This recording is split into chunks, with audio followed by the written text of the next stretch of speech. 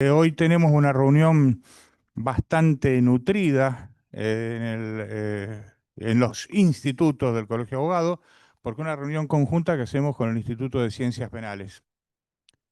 La primera actividad que nos convoca es que un profesor de la Universidad Nacional de Rosario, exalumno, ex juez provincial, antes ex empleado federal, ahora de vuelta juez provincial, juez federal, es decir, una persona que ha tenido bastante movimiento dentro de lo que es el mundo jurídico de la ciudad de Rosario, ha publicado un libro, es un libro, a pesar de que él trató de negarlo, le dio otro tipo de epítetos, y nos parece que todo este tipo de labor científica, seria, que se hace en el mundo del derecho y más cuando tiene que ver directamente con una de las materias que más nos preocupa, en este caso el derecho procesal penal, tiene que ser promovido. Y uno de los modos de promoverlo es una presentación formal de la obra para que todos de alguna manera puedan acceder a un primer vistazo sobre su contenido y un primer comentario que sobre los temas que propone para la reflexión.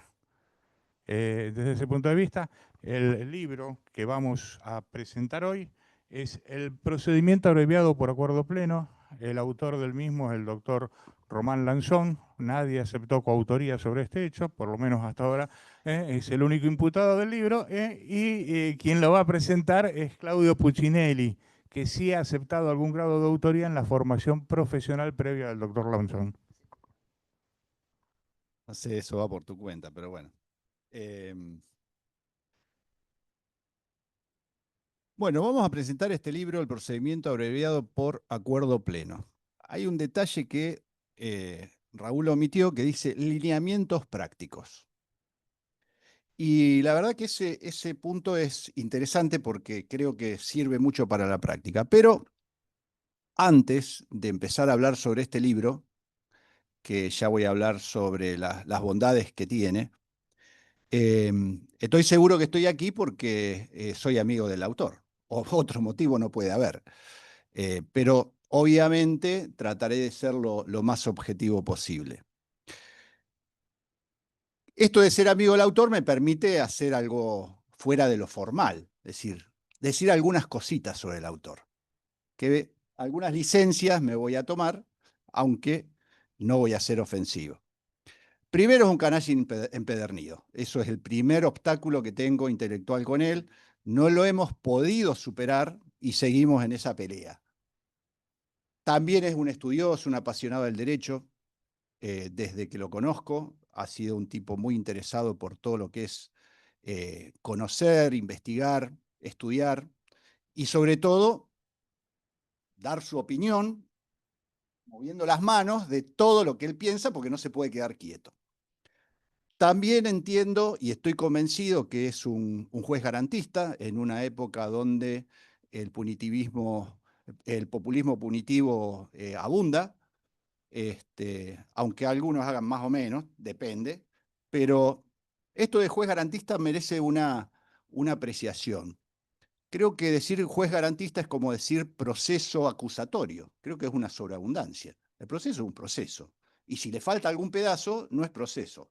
Y el juez que no es garantía, no es juez. Y ese creo que es el baluarte más importante que tiene mi amigo. Sé que es un meticuloso, un perseguidor de todo lo que quiere. Es publicista porque ha publicado de todo. No sé cuándo escribe. Yo creo que esta es la ventaja que tienen los magistrados, que cuando escriben para una resolución empiezan a hacer lo que después pulen un poco y escriben y publican. Pero bueno, eso es una ventaja que eh, les da no tener la libertad que tenemos nosotros. Pero sí creo que es una persona honesta, es un buen amigo, que eso es muy importante. Fue mi alumno, como dijo Raúl, en la universidad, tuvo el descaro de usar todo el año unas camisetas, una remera con el escudo o las rayas de Central. Vino a rendir con camiseta de Central. Eh, Creo que por eso no te puse 10. Creo que fue por eso. Y después, como colega docente de la universidad, y que la verdad reconozco, más allá de habernos retroalimentado, aprendí un montón de cosas de él. Y eso lo quiero reconocer públicamente. Después, respecto a la obra, principalmente, creo que es una lectura, es útil para cualquier lector. Si bien es una obra técnica, es absolutamente de fácil lectura, te deja llevar, creo que los trata con mucha amabilidad los temas. Creo que también hace un análisis meticuloso del acuerdo pleno del procedimiento abreviado, pero que también es aplicable a todo otro código procesal penal que incluye el abreviado, puesto que las problemáticas son bastante comunes, más allá de las redacciones y las diferencias que tengan. Por eso creo que es útil no solo para la justicia federal, sino también para nuestra justicia provincial o cualquier otra jurisdicción. Y creo que ahí lo importante de este libro es que aprovechó toda su experiencia como magistrado. Es decir, todo aquello que se debatió, se discutió y tuvo que resolver, y los planteos que se han hecho desde la doctrina y desde la jurisprudencia, los aprovecha para encontrarle soluciones o interrogantes a un montón de temas y problemas que genera el procedimiento abreviado por acuerdo pleno en la justicia federal o en el Código Procesal Penal Federal. En cuanto al contenido, aborda primero, hace una evolución histórica del procedimiento abreviado. Esto tiene mucha importancia, nosotros desde la docencia le damos mucha importancia por el análisis prospectivo, es decir, primero vemos qué pasó y después vemos qué podemos mejorar hacia adelante. Y creo que para eso también es muy útil, porque plantea cuestiones resueltas, cómo se resolvieron y qué cosas se podrían cambiar.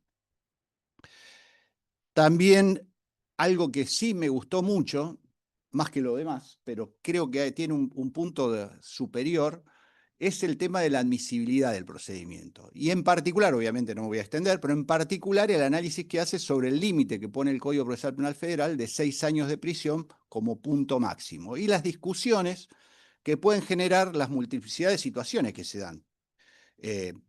Causas anteriores, unificación de pena, unificación de condena, etcétera, etcétera, petición del fiscal. Hay un montón de situaciones que pueden beneficiar o perjudicar a la admisibilidad del instituto. También aborda el tema de la audiencia. Creo que también es muy destacable el rol que le da el juez dentro de este procedimiento. Obviamente que no traiciona su formación y su ideología, porque marca muy claramente en cada uno de los temas que aborda la necesidad del respeto de la petición de las partes, respetando obviamente, valga la redundancia, la adversarialidad, y en la no ruptura, y esto es, creo que, infranqueable, de la imparcialidad del juez. Es decir, pone como límite claramente las peticiones y que el juez no puede meterse donde no debe, para decirlo de una manera más sencilla.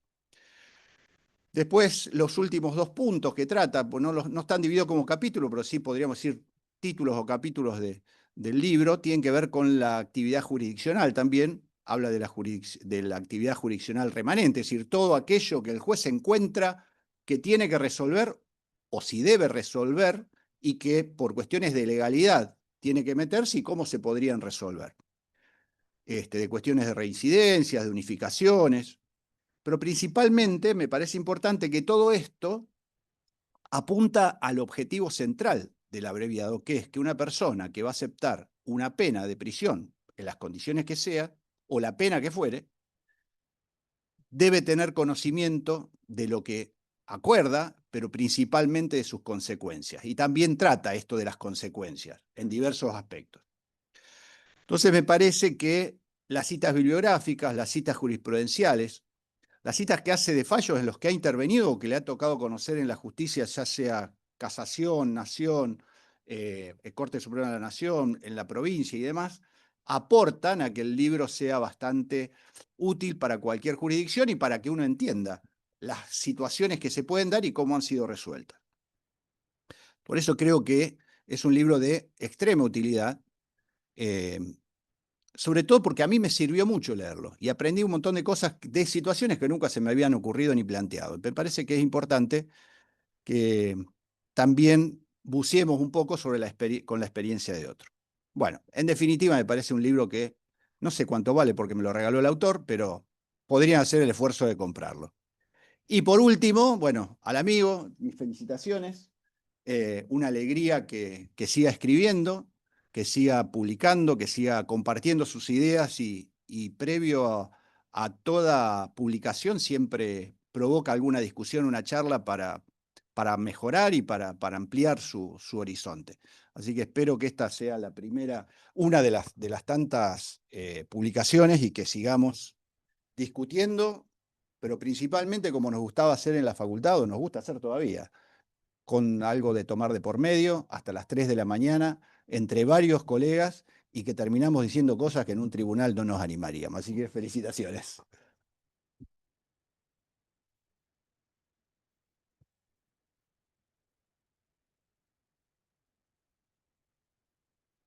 No, no, no, no.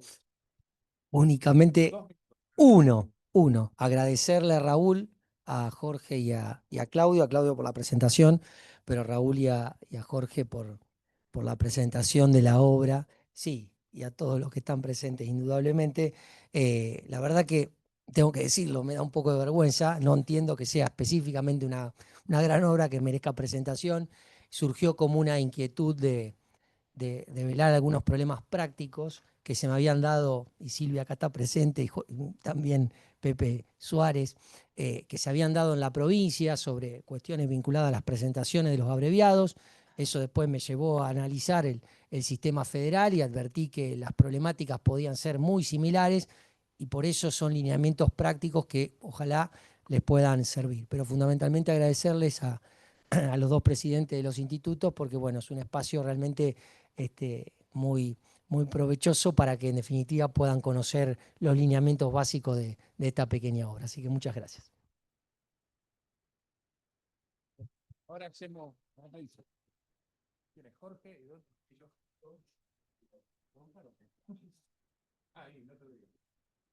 Vos quedate, sí, sí, sí. Vos coordinás. Yo desde acá hago.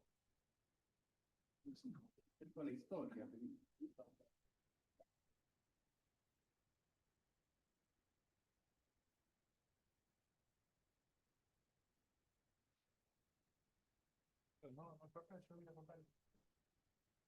Bueno,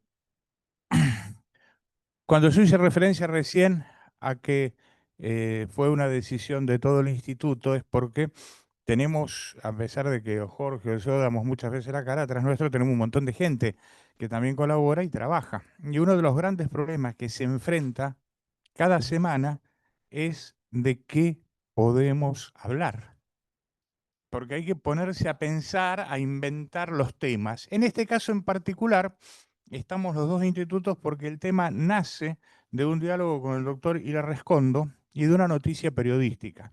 Por eso nos pareció válido que antes del tratamiento serio del tema que van a dar por el Instituto de Ciencias Penales, el doctor Lautaro Dentone, y por el Instituto de Ciencias Procesales Penales, el doctor Jorge Resegue, explicar dónde nació la inquietud. Y la inquietud nació en un hecho de la realidad. En una época había una película llamada 2001 Odisea del Espacio que en su momento fue concebida como lo máximo en ciencia ficción por la anticipación que hacía de lo que podía llegar a ocurrir. Y el autor, Arthur C. Clarke, en su libro empezaba con una cita diciendo, la realidad supera siempre a la ficción. Bueno, acá partimos de la realidad. Resulta que en Córdoba, donde hay un fiscal general y después tiene fiscales adjuntos por debajo de él, a un abogado de la matrícula lo designaron como fiscal adjunto, después lo invitaron a una charla sobre delitos complejos en la Universidad Estatal, y cuando fue a la charla sobre delitos complejos de la Universidad Estatal, lo que se le ocurrió es hacer una crítica de la utilización del tipo penal de asociación ilícita que se hacía en Córdoba por parte de los fiscales cordobeses, diciendo que a veces se daba una especie de abuso en esta utilización y manifestando que, eh, pero un segundito, si yo tengo acá textual, algunos párrafos textuales que puso eh, la prensa. Dice, se debe debatir sobre el uso de tipos penales abiertos de contornos difusos como la asociación ilícita Y llamamos a los operadores judiciales a actuar con responsabilidad, sin escudarse en declaraciones institucionales que confunden defensa del sistema con resistencia al pensamiento crítico. Esto lo dijo el Colegio de Abogados para avalar todos los comentarios que le había hecho. Pero él decía que había aspectos por los cuales se desnaturalizaba la aplicación del tipo penal y se llegaba al absurdo de entender cómo 10 muchachitos que roban en moto pueden ser incriminados con esa figura. Hoy se utiliza esta calificación legal para sujetarlos a una coerción personal, dijo el fiscal cordobés. El derecho penal del enemigo en primera persona. Entonces, ¿qué hacemos? Tiene asociación ilícita y marche preso, el fin justifica los medios. Como lo tuve preso, lo investigué, llegó, luego hago un abreviado, ganó la justicia.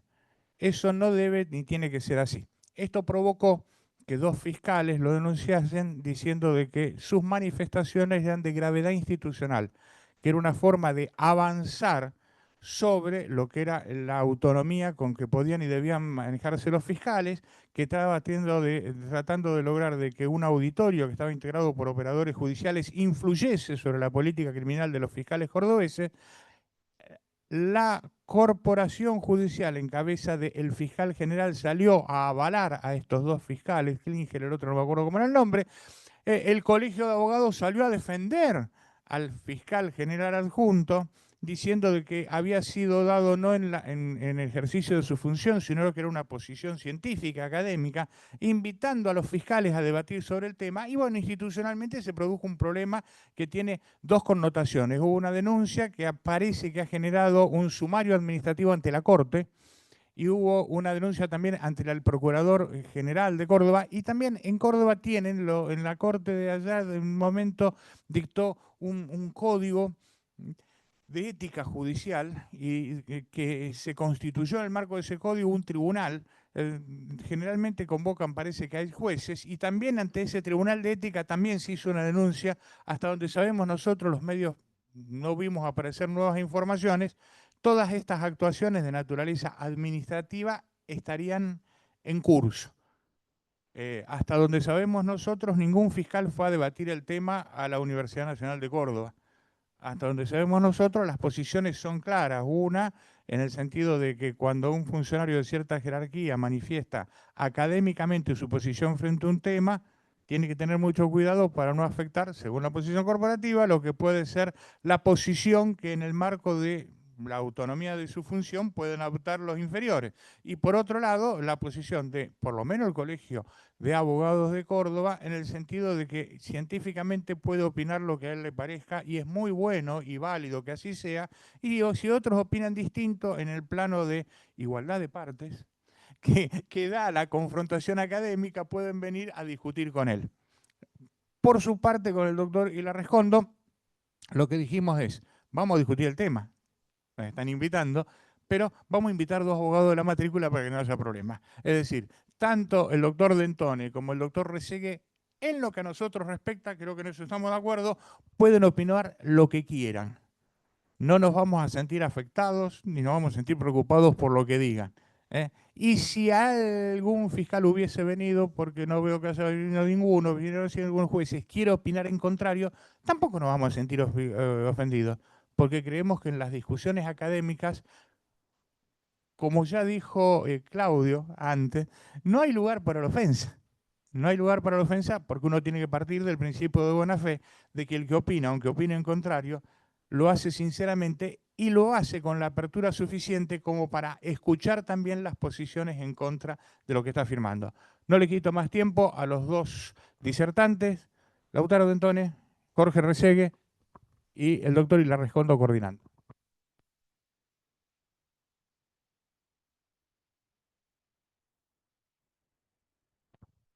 No, sí, decía que simplemente agradecerle a los 2 colegas la gentil aceptación de la propuesta.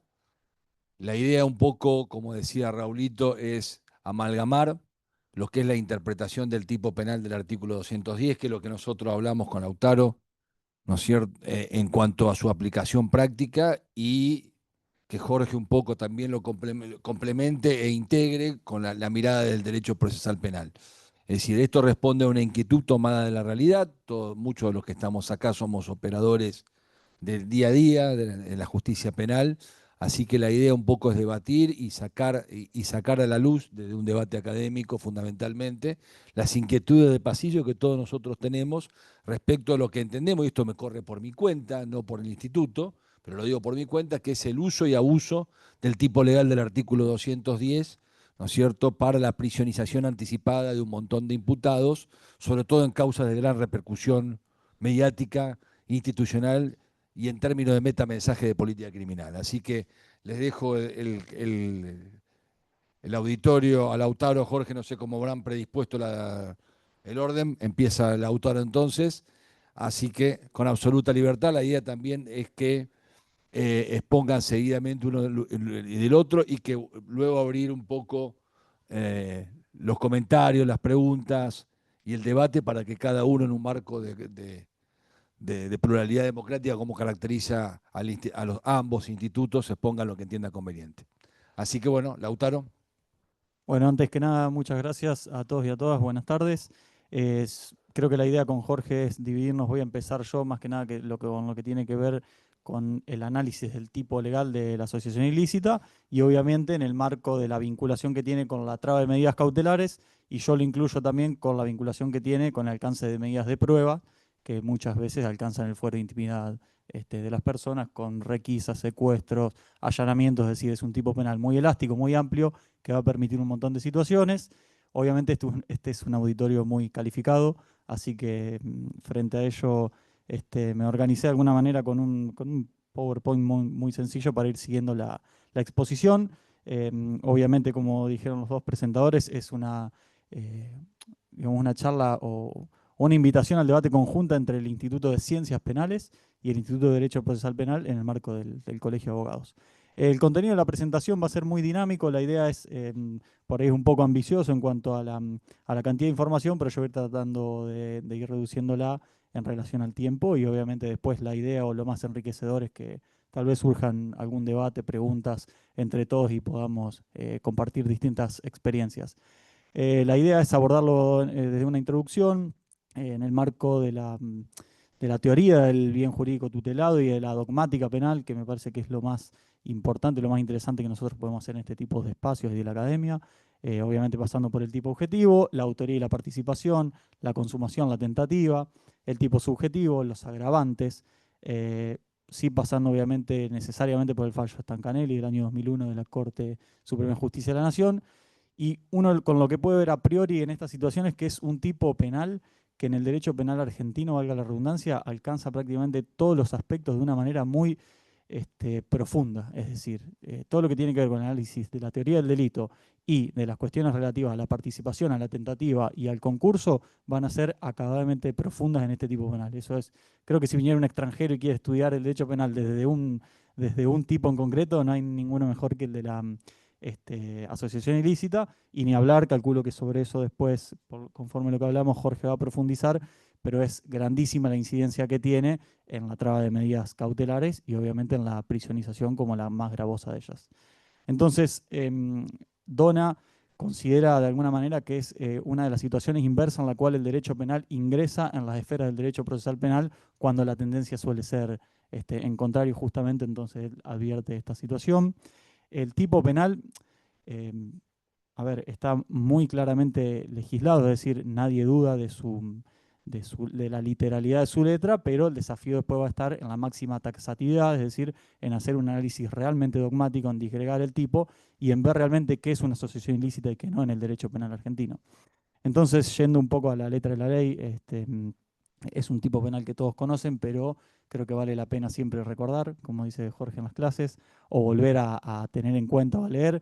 Pero la ley habla desde el año 1921, más allá de algunas modificaciones que tienen que ver con el bien jurídico tutelado, de que es un delito que será reprimido con pena de prisión o reclusión de 3 a 10 años para todo aquel que tomare parte en una asociación o banda de 3 o más personas destinada a cometer delitos, y esto creo que es uno de los datos más importantes que tiene el tipo penal, por el solo hecho de ser miembro de la misma. Y acá obviamente vamos a ir disgregando a medida que surja la charla, pero hay muchos aspectos para ir trabajando. Yo creo que una de las principales cuestiones o el principal problema del tipo penal es la escala, justamente. Tiene una escala muy alta, en su mínimo y en su máximo. Es un delito de peligro, esto ya lo vamos a ver, pero una buena asociación ilícita podría ser más grave que un homicidio simple. Es decir, estamos hablando de una pena máxima de 10 años de un delito de peligro, frente a un delito contra la vida como es el homicidio simple, y así surgen muchísimos ejemplos que ustedes conocerán respecto de la proporcionalidad de la escala en el Código Penal argentino.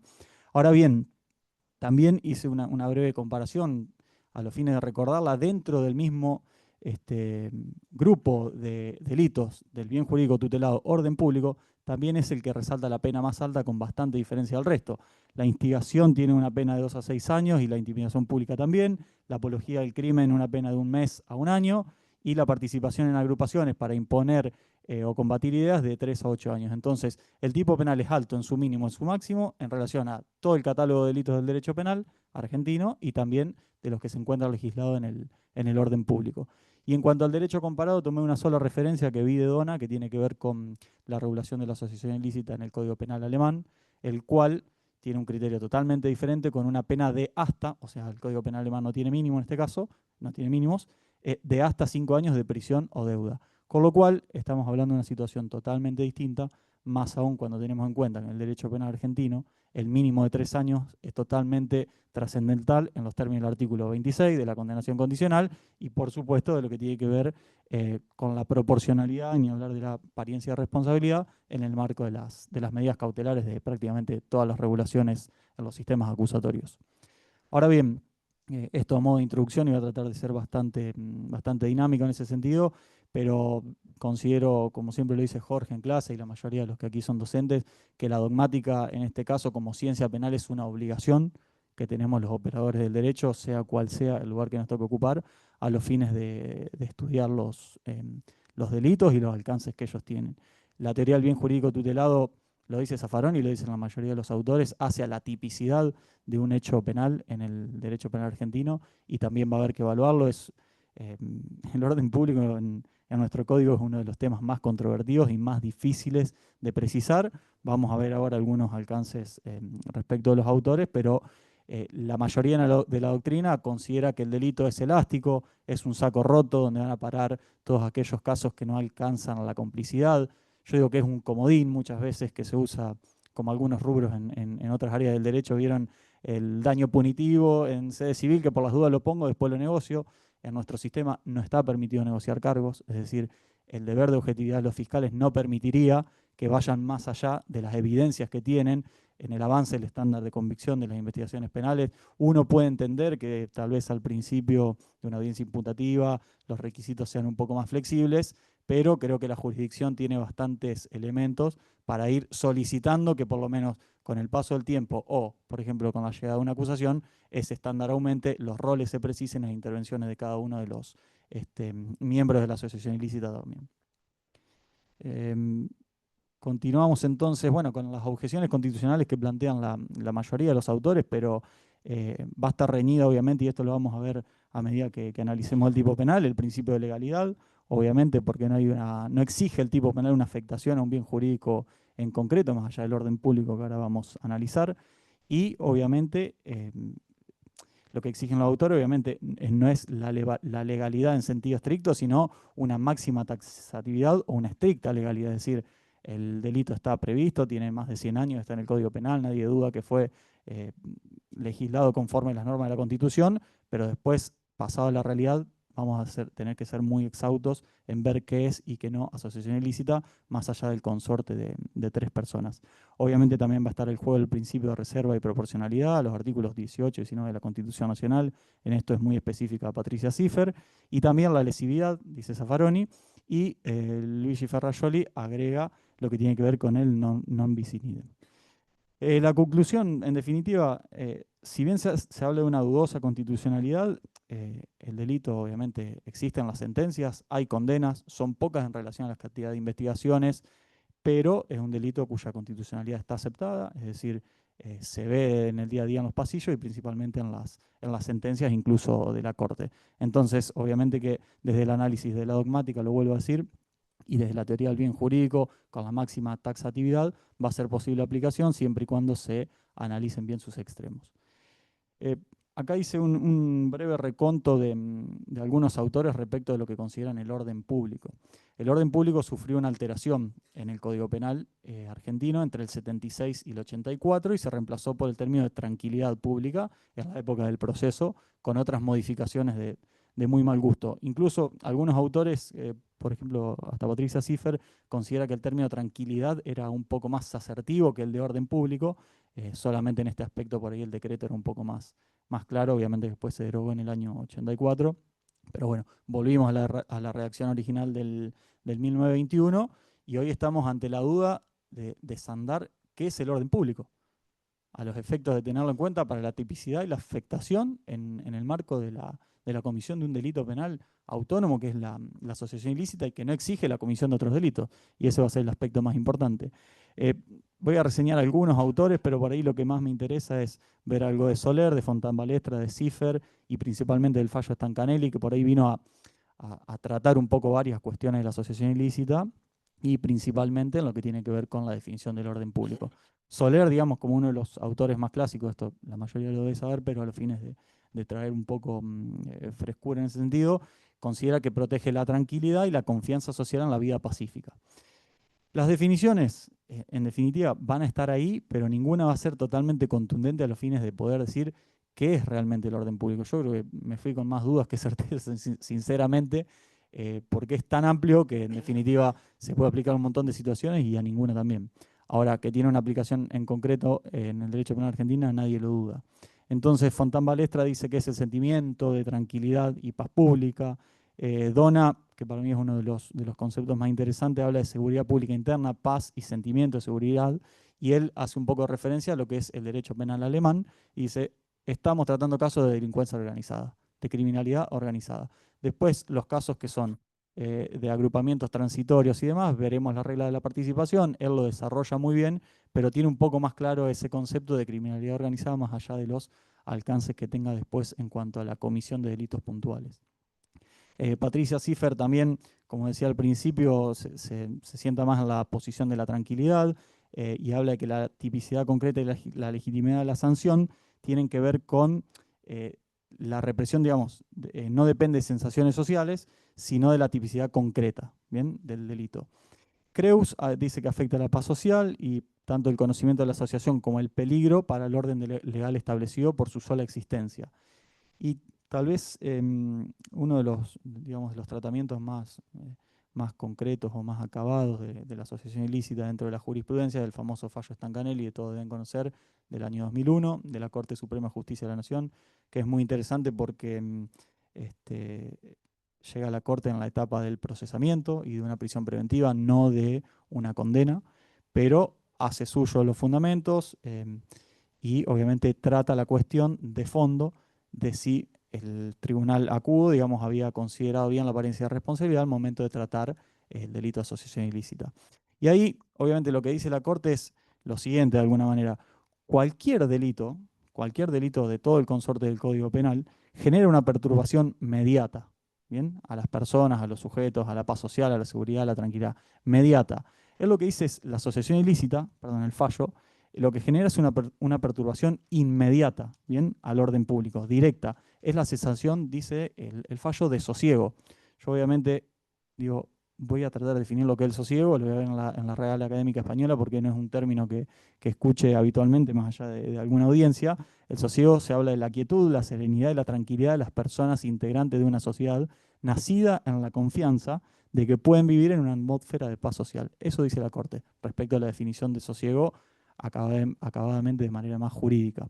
Entonces, considera que la criminalidad de esos actos tiene que ver directamente con la generación de alarma y temor que produce en la sociedad. Entonces creo que esta viene a ser una respuesta un poco más concreta que la doctrina venía desarrollando. Obviamente no lesiona directamente cosas o personas, pero sí indirectamente. Entonces, después habrá que definir qué es alarma, qué es temor. Ahí, digamos, los conceptos van variando, pero la sensación de sosiego tiene que estar afectada según la Corte, en términos dogmáticos, a los fines de poder considerar que el delito de asociación ilícita viola el orden público o afecta al orden público. En cuanto a lo que tiene que ver con el tipo objetivo, y creo que acá nos metemos un poco en lo más neurálgico del delito, y para mí estas definiciones son claves a la hora de determinar, ya digo, a prima facie cuando comienza una investigación, o al momento de emitir una condena, o al momento de sobrepasar una etapa intermedia. Cada estándar de convicción irá exigiendo mayor determinación, pero el tipo objetivo es muy concreto y tiene varias aristas que vamos a tener que analizar a los fines de ver la asociación ilícita. Es decir, el primero de los aspectos es tomar parte de una asociación. Ahora en la filmina siguiente vamos a analizar qué es tomar parte y qué es una asociación. Para mí es uno de los aspectos más importantes. El segundo es el propósito de delinquir y el tercero un número mínimo de personas que se corresponden 3 o 3 participantes. Yendo al propósito de delinquir, a ver, Donna dice que deben unirse para concretar fines delictivos. Obviamente no hace falta acreditar que la asociación o esas 3 personas quieren cometer un desapoderamiento ilegítimo, no. Tienen que querer cometer o tener la intención de cometer hechos que después tengan incidencia delictiva en el Código Penal. Y el fallo Stancanelli también trae una definición acá que para mí es muy importante, porque habla de la finalidad de dicho acuerdo y de ejecutar actos calificados por la ley como delito. Y esos actos tienen que tener alcance lesional al bien jurídico, que antes había definido en orden público, y agrega un dato que es muy importante, que es que debe tener la asociación fines de cometer varios planes delictivos. Eso creo que es lo más importante que dice el fallo, varios o distintos planes delictivos y no uno solo o varios delitos. Y ahora vamos a ver la diferencia con algún hecho en concreto. Y en cuanto al número mínimo de participantes, esto da para una clase o digamos para una charla entera, cualquiera de estos 2 temas, pero voy a tratar de ser bastante más dinámico, obviamente después lo someteré a cualquier consideración de ustedes, pero también se dan 2 situaciones, porque ¿cómo hacemos para considerar que hay un mínimo de 3 personas? Soler exige que las 3 personas sean penalmente responsables o capaces. Núñez dice no, uno puede ser incapaz o puede ser inimputable porque lo que afecta el orden público es la amenaza de que ello exista, es decir, de la mera integración de 3 personas. Son 2 posturas bastante disímiles. Yo creo que en ese sentido Soler es un poco más responsable con la dogmática y con la Constitución, pero bueno, cada uno puede tener su postura al respecto. Y después hay un problema respecto de la presencia simultánea de 3 personas o no en un proceso.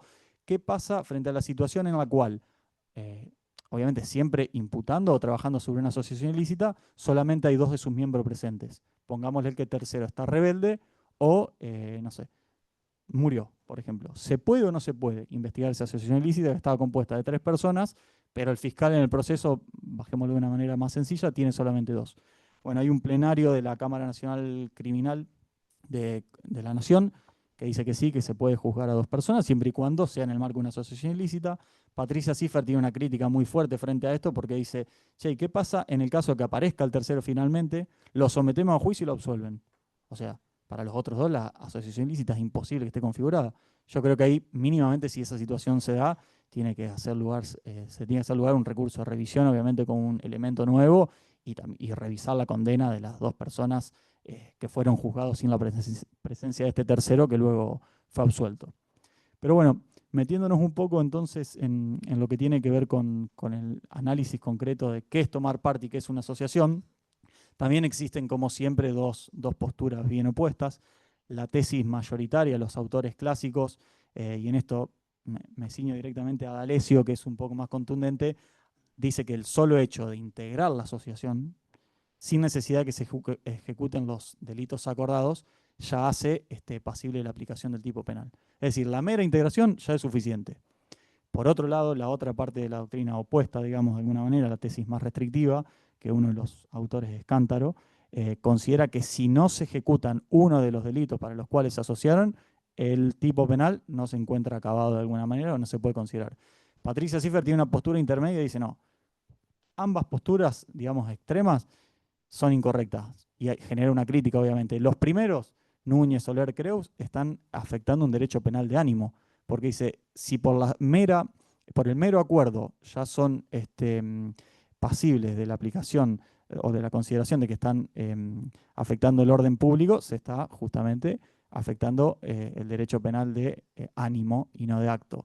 Y por el otro lado, dice, si la figura va a exigir que se cometa uno de los delitos, también está desnaturalizando la figura y va en contra de lo que el legislador tenía previsto o de cuál era digamos, el motivo de la regulación del Código Penal. Entonces ella habla de un aporte en concreto y yo creo que es la la situación más jurídicamente o constitucionalmente correcta. Entonces, si pensamos en 4 personas, en las cuales una era el organizador, formaban un grupo WhatsApp, se iban a dedicar a comprar autos robados en provincia de Buenos Aires y a venderlo en Rosario. Uno los traía, el otro alteraba los guarismos, el otro los publicaba en Facebook y el otro los entregaba, coordinaba las entregas, y todo eso está escrito en un estatuto, en un grupo de WhatsApp, y el fiscal lo tiene de alguna manera. Lo que te va a decir Patricia Ciffer es, che, mínimamente te exijo que el que iba a comprar los autos haya llamado, haya averiguado, se haya contactado, que el que los iba a publicar, no sé, haya averiguado en Facebook cómo se hacía, es decir, un aporte concreto y real al plan que tenían previsto. Cualquiera de las otras 2 posturas las considera extremas, y yo, bueno, considero que es la más acertada en ese sentido. Después, en cuanto a la estructura de la asociación, la mayoría de los autores concuerdan en cuáles son las exigencias del tipo penal. Hablan de un acuerdo entre varias personas para el logro de un fin, obviamente delictivo, una estructura para la toma de decisiones, exigen una actuación coordinada dentro de esa estructura, y acá Donna es como que hace mucho hincapié en lo que tiene que ver con la fuerte organización interna. Es decir, lo que se debe demostrar es que existe una división de roles, de funciones, y que cada uno tiene previsto hacer un aporte, o que hizo un aporte necesario para que esa asociación ilícita funcione. Y después, otro aspecto que es totalmente determinante y que va a hacer la diferencia con la mera participación, es la permanencia. Que la permanencia también es muy difícil de determinar, y acá Stancanelli trae alguna precisión. ¿Por qué? Porque Soler y Núñez dicen, che, es un concepto relativo que tiene que ver con el plan concreto. Es decir, hay que ir a analizar, como en la tentativa dice Pessoa, el plan concreto de los autores en este caso, o de los miembros, perdón, de la asociación ilícita, para ver si la permanencia existe o no existe. Después hay dos autores, Romero Villanueva y González Correa, que dicen, y esto me pareció muy, muy interesante, hablan de una actitud de constante disposición de sus afiliados, el término afiliado me pareció muy, muy original, para colaborar con los hechos. Y Stancanelli toma un poco esta postura doctrinaria, porque dice, la disposición de sus integrantes es lo que mantiene viva la amenaza al bien jurídico, que es el estado de sosiego y por ende el orden público. Esos son algunos por ahí de las consideraciones que hace la doctrina a los fines de poder definir el tipo objetivo. Y después, ya voy terminando, Jorge, pero algunas cuestiones que tienen que ver con debates que son muy interesantes en la praxis diaria y desde cualquier punto de vista, desde la fiscalía, desde la jurisdicción, desde la defensa, pero son las definiciones respecto de la autoría y la participación. Para mí el que mejor desarrolla esto es Donna. De alguna manera, lo decíamos anteriormente, pero él dice que la participación se agota en una mera transitoriedad, por más que sean varios los delitos que se pueden ejecutar. La diferencia con la asociación ilícita justamente es el carácter de permanencia en la misma y de pluralidad de planes delictivos. Creus dice que respecto a lo que tiene que ver con la participación en términos más amplios, es posible la instigación si el instigador no integra la asociación, pero hace que ello ocurra. Y de alguna manera, Donna dice que admite la complicidad cuando el aporte del cómplice o del partícipe es a la misma asociación. Y pone el ejemplo de un instructor, que obviamente colabora directamente con la asociación y no con alguna de esas personas.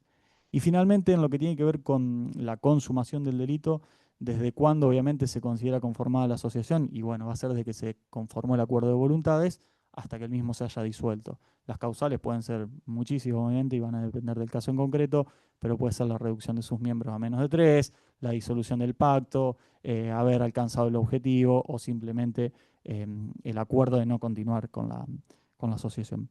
Es importante, esto lo vemos en la práctica también, el tema de la consumación, porque va a definir muchas veces la competencia en alguna teoría. Es decir, hay que ver dónde cesa y cuándo cesa esa asociación ilícita, porque va a ser importante a los fines de determinar justamente la competencia. La tentativa, la mayoría de la doctrina dice no es posible, porque como son actos preparatorios, no podría haber actos preparatorios de los preparatorios de alguna manera. Ciffer dice no, ojo, puede haber casos de tentativa de asociación ilícita, por ejemplo, 2 personas no logran conseguir al tercero, o se les cae el tercero, o es inimputable de alguna manera, coherente con lo que habíamos dicho anteriormente, creo que es también la más acertada al momento de analizar la tentativa. Otro gran problema tiene que ver con esto también daría para una clase, Jorge, podría estar varias horas hablando de esto, pero tiene que ver con el concurso de delitos. Dijimos que era un delito de peligro y que no hacía falta, o el tipo penal no exigía que se cometan delitos en particular. La mera integración o ser miembro de la asociación ilícita ya alcanza para ser penado. Yo eso no lo vi nunca vi imputado una asociación ilícita que no haya cometido delitos. No lo vi, pero debe existir, seguramente a varios les ha pasado. La mayoría de la doctrina, obviamente, opta por considerar que el concurso real es el aplicable, el concurso material, entre el delito de asociación ilícita y los delitos que comete la misma. Hay un fallo, un plenario que es Casanova, de la Cámara también Nacional Criminal y Correccional de Cava, que abona esta teoría en el delito de robo en banda, que no absorbe la asociación ilícita y por ende se aplica el concurso material. Ahora bien, la doctrina alemana directamente optó, dice Dona, por el concurso ideal de los delitos de la asociación ilícita con los que comete. Y Ziffer habla, que para mí también es nuevamente la postura más coherente, digamos, con la Constitución, dice, estamos hablando de esto lo dice Herbeta siempre en las clases, de un problema de calificación, digamos, de encuadramiento. Estamos hablando de un concurso aparente de leyes, es decir, estamos frente a un delito de peligro que ahora generó uno de resultado, es desplazado. Y estamos hablando, digamos, de un delito que todavía no fue perpetrado, ¿bien? Perdón, de un delito de preparación que fue perpetrado. Luego, entonces, obviamente hay un desplazamiento, hay digamos, una apariencia, pero en definitiva ella considera que es la mejor salida en ese sentido. Y también creo que hace un análisis similar en lo que tiene que ver con la aportación de arma y el robo agravado, en donde considera que estamos hablando de un concurso aparente y no de un concurso real o material. En cuanto al tipo subjetivo, obviamente acá sí hay prácticamente un acuerdo unánime en que el elemento volitivo exigido es el dolo y es el dolo directo. ¿Dolo sobre qué? Sobre el acuerdo, sobre los objetivos de la asociación, sobre la voluntad de los miembros.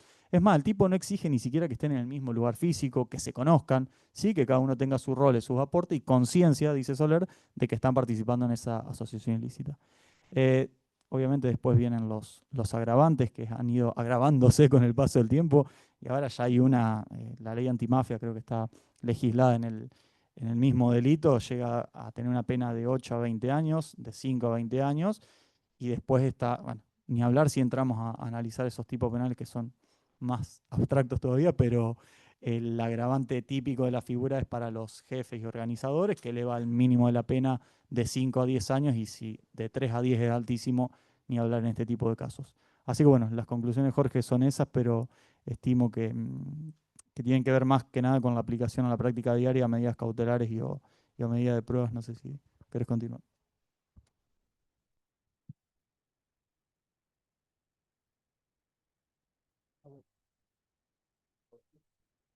Bueno, gracias Jorge por la invitación, por integrar. Gracias Raúl. Siempre me tenés en cuenta, pese que estoy fallando al instituto porque estoy viniendo poco. Así que muchísimas gracias y bueno, a todos los demás integrantes del instituto también muchas gracias. Tati, te voy a pedir que me ayude porque lo mío es mucho más austero que todo esto que hizo Lautaro. Porque mi idea era seguir un poco la del instituto, ¿no? Venir y tirar algunas bombas, después ponernos a discutir. Así que te propongo. George, la idea es libertad absoluta, como tú Excelente. dispongas. Entonces, la idea Tirá todas era, las no, bombas no sé si bombas, pero sí por porque ahí. está el 210 Quanter, no tires bombas. No, estamos complicados. No, sobre todo si nos pusimos de acuerdo, somos tres. Ojo. Pero bueno, no, lo que hablé yo hoy con Lautaro, sabiendo que iba a preparar por ahí una exposición, que la verdad felicitaciones, está muy profunda, era mientras él iba hablando y un poco en base a la poca experiencia que uno va teniendo en el trayecto de ciertas defensas y cómo se fue aplicando, tanto en el ámbito federal como en el ámbito provincial, tratar de analizar toda esta problemática que genera desde el punto de vista dogmático la asociación ilícita, cómo impacta sobre el abastecimiento de los tres presupuestos o requisitos del artículo 220. Antes de arrancar un poco esto que de manera austera tenía para comentarles y que por ahí podamos generar este ida y vuelta, además del caso del fiscal cordobés, Lautaro muy amablemente me pasó también de un caso de una asociación civil que se llama Pro Homine, de dos abogados cordobeses, Cardoso y Lavice, si no anoté mal, que llevaron ante la Comisión Interamericana de Derechos Humanos el planteo del uso abusivo de la prisión preventiva en la provincia de Córdoba, principalmente con referencia a la utilización de esta figura de la asociación ilícita para poder fundamentar estos pedidos de prisión preventiva.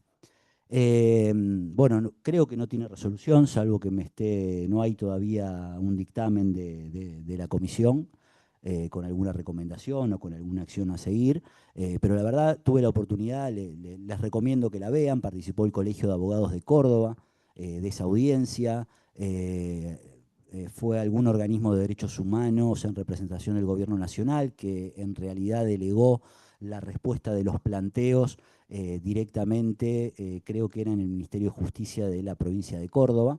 Y la verdad que se plantearon cosas y cuestiones muy interesantes que creo que son trasladables casi directamente a la realidad que estamos viviendo en la provincia de Santa Fe, con lo que es el uso de la asociación ilícita, y cómo cuando uno ve que pareciera que a los fiscales se les está complicando ser un poquito más agresivos desde el punto de vista de la persecución penal, siempre es como que usan la figura de la asociación ilícita.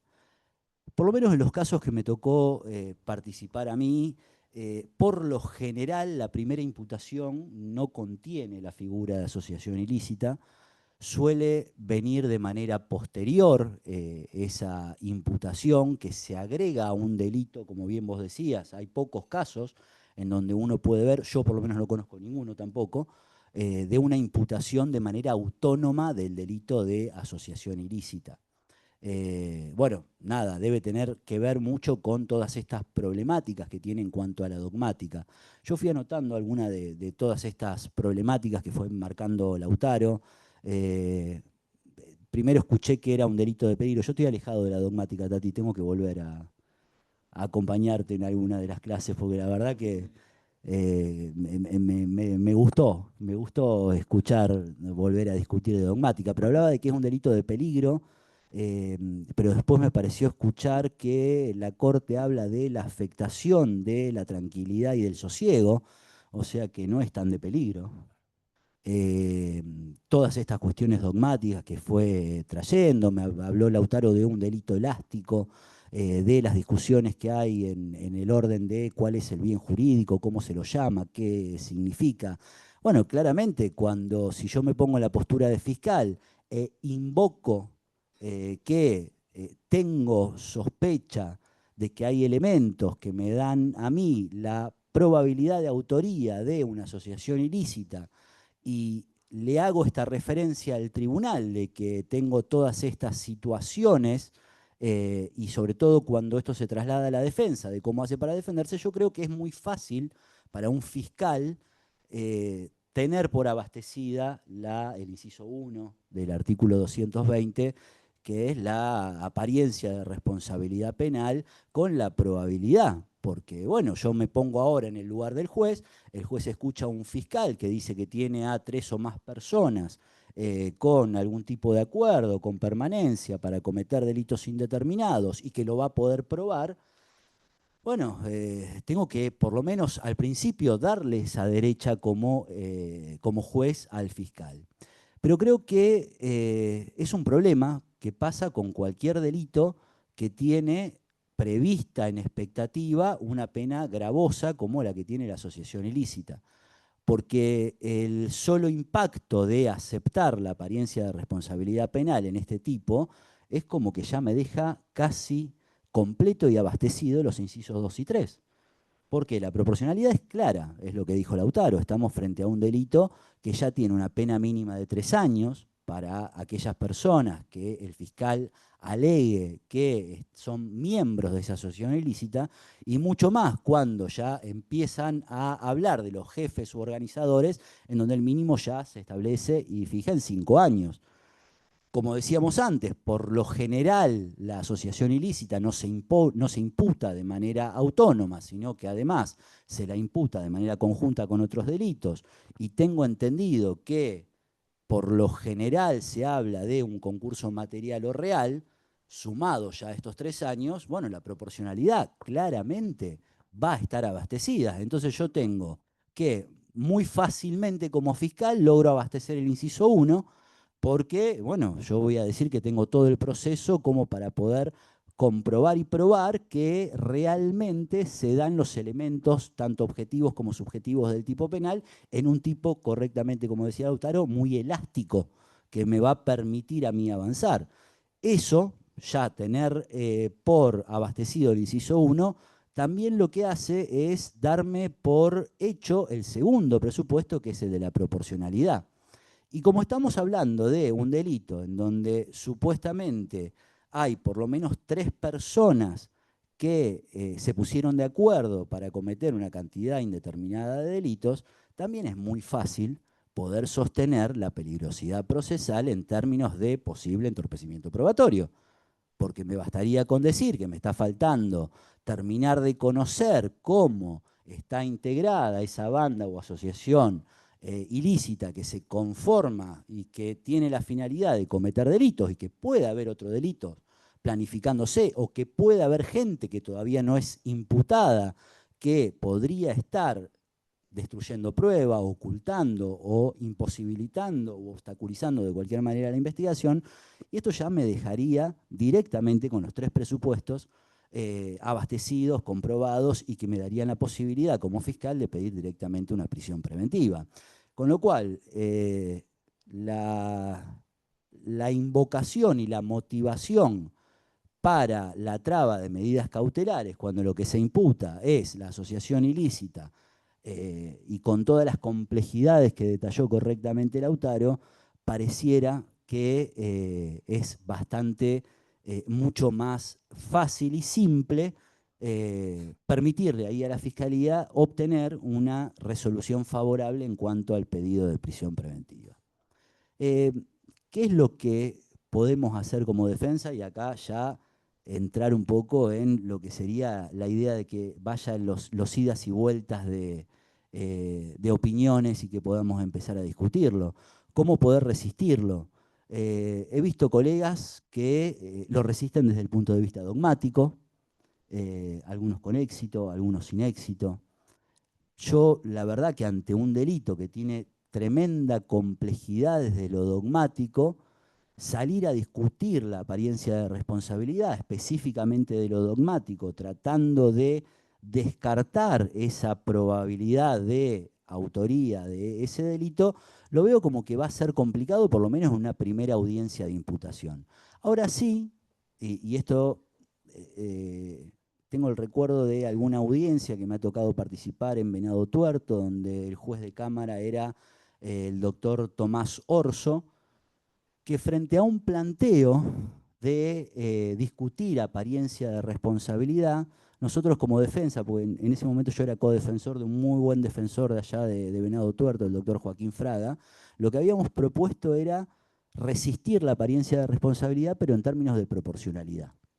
No tenía que ver con la asociación ilícita.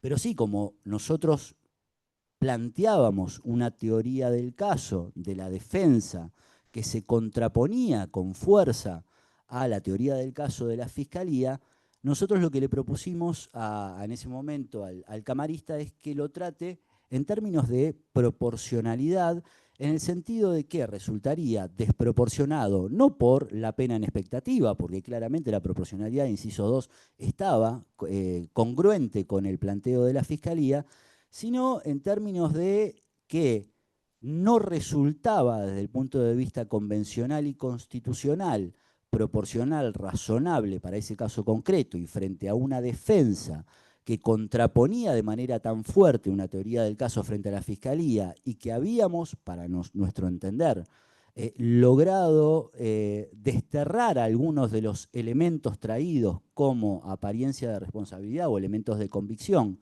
para sostener la apariencia de responsabilidad, que lo tuviera en cuenta en esos términos, y la verdad que en ese momento, en esa resolución, el doctor Orso lo consideró de esa forma, y él lo que dijo es que frente a una defensa que tenía una teoría del caso defensista que se contraponía de esa forma con la de teoría del caso del fiscal, podría entenderse que no había proporcionalidad en esos términos para dictar la prisión preventiva en ese caso.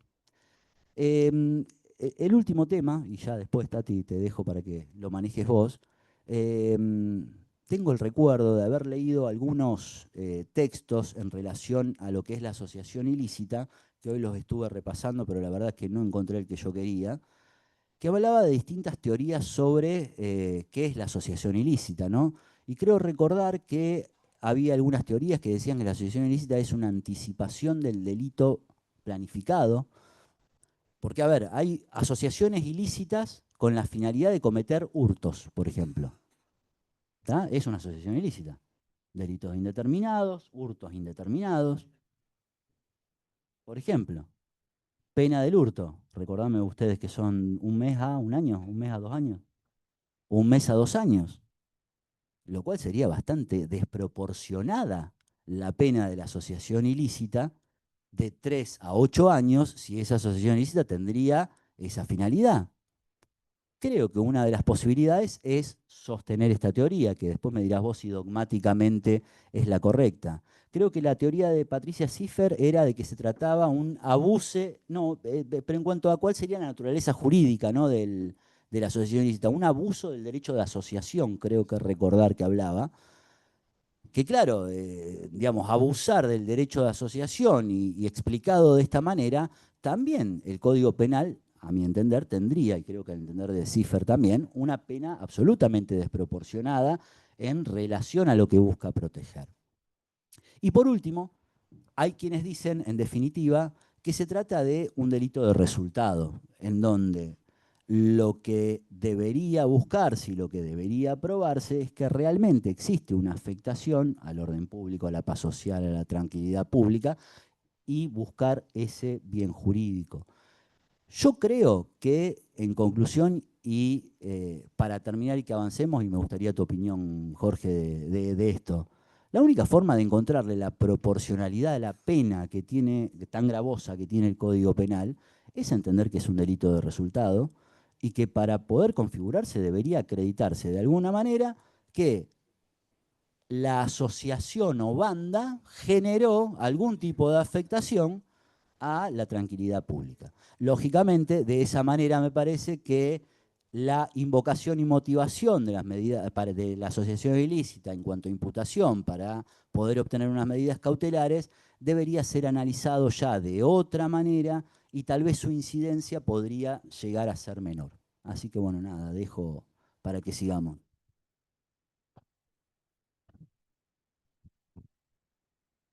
Bueno, muchas gracias a los dos oradores. El problema está planteado. Vamos a, si hay alguna pregunta, acá la vemos a la doctora Superti. Doctora.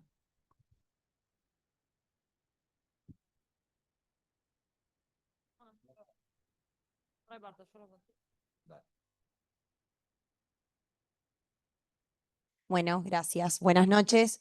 Gracias a Lautaro y a Jorge. La verdad que me pareció muy, muy interesante lo que plantearon y en realidad me disparó varias inquietudes, o reflexiones sobre lo que vemos en la cotidianeidad. Creo que el tipo penal de asociación ilícita encuentra una mayor complejidad en lo que ustedes plantearon cuando se está asociando en general a cometer delitos de contenido económico, que es un encuadre típico que en varios casos de renombre que se están investigando se utiliza también la figura de la asociación ilícita. Porque creo que ya los delitos económicos o de tinte económico tienen su propia complejidad de tipicidad y las diferencias y esta fina línea con el derecho comercial y el derecho penal.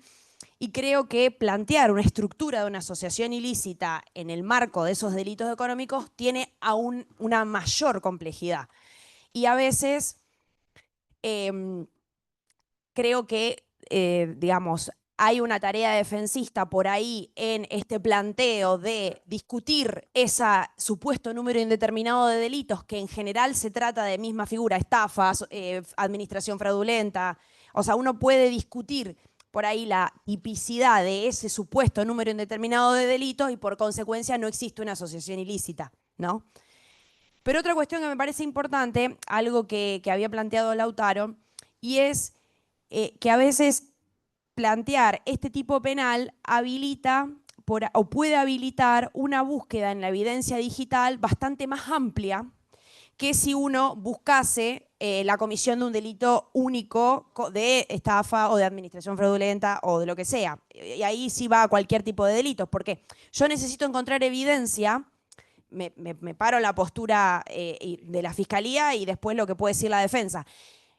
Necesito encontrar evidencia que me pueda acreditar la existencia de la asociación. Y hoy en día con las comunicaciones, ya todos sabemos, y lo que sucede con los celulares y demás, por ahí poder descubrir la completa composición de esa asociación, no puedo limitarlo a determinadas palabras clave o a determinados criterios de búsqueda o a determinado lapso de tiempo, porque estamos hablando que la asociación supuestamente tiene una vida.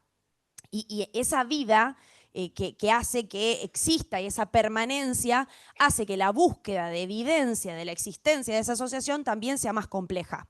Y por otro lado, si uno se para desde el lugar de la defensa, puede empezar a plantear, claro, pero en esa búsqueda tan amplia, la intimidad, bueno, la dejamos en la puerta, porque en eso de que tengo que revisar, si una asociación ilícita tiene 15 miembros, yo tengo que pensar en encontrar evidencia o revisar las comunicaciones de esos 15 miembros, obviamente que en todo ese cúmulo de comunicaciones va a haber afectaciones a la intimidad.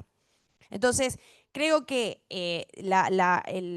primero, la primera reflexión que me genera, sobre todo el ámbito por ahí donde uno litiga, en los tipos de delitos donde litigamos, es esto de vincular la asociación ilícita a los delitos económicos y la propia discusión de si hay existencia de delitos económicos en cuanto a la apariencia de responsabilidad.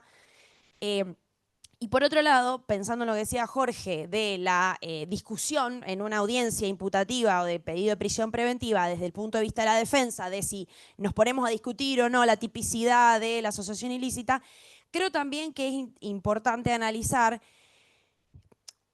algo que reflexiono de qué pasa cuando un único abogado defensor o una única defensa defiende a todos los supuestos miembros de la asociación ilícita. Porque ahí puede haber situaciones bastante particulares para la peligrosidad procesal en concreto de la persona en concreto, miembro, acusado o imputado de miembro de la asociación ilícita, que merezca un tratamiento específico. Entonces eso sí dispara la pregunta de ¿corresponde que un solo abogado o abogada defensora defienda a todos los miembros imputados por asociación ilícita, o puede haber allí un conflicto de intereses entre los miembros y necesitar defensas diferentes, planteos distintos, y cada uno tener, o yo voy a decir esto, no son miembros, no existe asociación ilícita, o no cometieron todos estos delitos, o puedo decir, pará, esta persona no es miembro. O esta persona no tiene ese carácter de miembro, no tiene el dolo de asociación ilícita, no tiene la permanencia, no sabía ni cuál era la vinculación del resto. Entonces creo que es compleja la postura, tanto del lado de la Fiscalía como del lado de la defensa, frente a la inclusión de este tipo penal. Muchas gracias, Sabri. Yo quiero agregarle una pequeña reflexión a esto que está diciendo vos. Primero la reivindicación, independientemente de la sorna y uno lo diga en broma o en serio, de la dogmática, ¿no? Me acuerdo que uno de mis profesores, Carlos González Guerra, en la Universidad Austral, me decía que la dogmática es una herramienta de limitación del poder punitivo del Estado, ¿no? Entonces, en esto que Lautaro muy bien desarrolló, también está la defensa de un Estado constitucional de derecho, ¿no? Y evitar los abusos en la tipicidad. Yo me permito hacer algunas pequeñas reflexiones en sintonía con lo que Sabri ha dicho. En los últimos tiempos, aunque sea tímidamente, he visto, los que somos litigantes lo hemos discutido, y creo que en el instituto también se discutió, la facultad de control de los jueces respecto de las calificaciones jurídicas de las audiencias imputativas que se celebran ante los propios tribunales cuando la tipicidad manifiesta, cuando la atipicidad es manifiesta. Lo he visto recientemente en algún caso que me tocó donde era evidente que no había tipicidad. Y también está en no refugiarse, ¿no es cierto?, en argumentos formalistas y decir, bueno, la pretensión punitiva le corresponde al fiscal, el juez nada tiene que hacer. Si un fiscal me trae a mí la audiencia imputativa para que se celebre en mi presencia, hay que reivindicar el rol de juez de garantías, ¿no es cierto? Y realizar ese primer examen provisorio cuando la tipicidad es groseramente ajena al caso que se trae. Y no darle un bill de indemnidad al acusador público para que plantee lo que quiera. Me acuerdo en alguna argumentación que hemos tenido, me imputan homicidio y el muerto pasó caminando atrás mío, ¿no? Y me saludó. Entonces, bueno, pero es un acto del fiscal y yo no lo puedo controlar. En materia procesal civil tenemos la excepción por oscuro libelo de la demanda. Puede pasar en un ámbito del derecho procesal civil, no puede pasar en un ámbito de derecho procesal penal. Entonces, el primer valladar lo tiene el magistrado, que es convocado en garantía, en no permitir que luego se cimente una apariencia de responsabilidad en un hecho manifiestamente atípico. Entonces, también lo tenemos que decir a ese planteo. Y después el segundo prurito. En las audiencias de prisión preventiva no se discute la apariencia de responsabilidad y esto se discute más adelante. Mentira. Porque si el tipo me está caminando no le puedo imputar homicidio. Y permítanme la grosería del ejemplo. Entonces, ¿para qué tengo un juez de garantía? Para que ponga límite a los desbordes punitivos del Estado. Entonces, y esos desbordes punitivos, vinculándolo con lo que Sabrina dice, es lo que permite la patente de Corso para entrar en un celular y hacer lo que quiera con la intimidad del imputado y eventualmente algún allegado que tuvo la mala suerte de estar presente en el momento del allanamiento. Y al quien también se le abre los celulares a diestra y siniestra, sin ningún tipo de límite. Y hay que decirlo con valentía, y no se trata simplemente de ponerle límites a la facultad de investigación. Y tampoco se trata de ponerle límites, no tengo que ir a buscar pruebas para fundamentar. Yo cimento mi teoría del caso en base a la evidencia que voy recolectando. Después puedo cambiar la imputación, pero no imputar primero para buscar después. Porque si no estamos naturalizando la esencia del homus probandi y los defensores, muchas veces tenemos que salir a controvertir planteos absolutamente irracionales. Y en eso está el Estado de Derecho. Entonces, refugiarme, no. Estos planteos son para la audiencia preliminar, no. Estos planteos son para el juicio, no.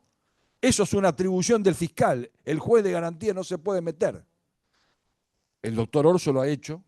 En Venado Tuerto, en reiterados pronunciamientos del Colegio de Jueces de Segunda Instancia. Ha habido jueces y juezas valientes en la jurisdicción del Colegio de Jueces de Rosario que ha rechazado imputaciones. Pero no es que se han metido en una atribución del fiscal. Han velado por la vigencia de la Constitución. Entonces, y hay una tercera reflexión, y con esto termino, porque me interesa también qué opinan respecto a esta cuestión. No se puede interpretar los tipos penales prescindiendo del bien jurídico, como decía bien Lautaro. Y el tipo penal de asociación ilícita castiga un acto preparatorio. Entonces, el principio de exterioridad de los actos debe ser empezar a analizar hasta dónde el derecho penal se puede meter. Por eso Stancanelli es un precedente señero, porque le pone un límite. Y vos te acordarás, Lautaro, cómo empieza. No se trata de fabricar figuras para satisfacer el ánimo punitivista de la población frente a determinadas personas. Por un hecho de trascendencia pública. Entonces, hay que reivindicar a la dogmática, hay que reivindicar a la interpretación acorde a la Constitución y hay que reivindicar, como bien decía el autor, y lo felicito con la lectura que él hace del 210, por eso Cífer es señera en su pronunciamiento, el principio de máxima taxatividad y precisión terminológica. No se pueden admitir más delitos de peligro abstracto, sin lesividad, aunque sea riesgo concreto de afectación al bien jurídico. Y ahí reivindicamos la dogmática, de vuelta. Hagamos dogmática. Los procesalistas se ponen locos con esto, pero hagamos dogmática, porque en la dogmática está el límite del poder punitivo del Estado. Perdónenme la postura, pero se me sale de la vaina. ¿Alguna otra pregunta? ¿Cómo habla el micrófono?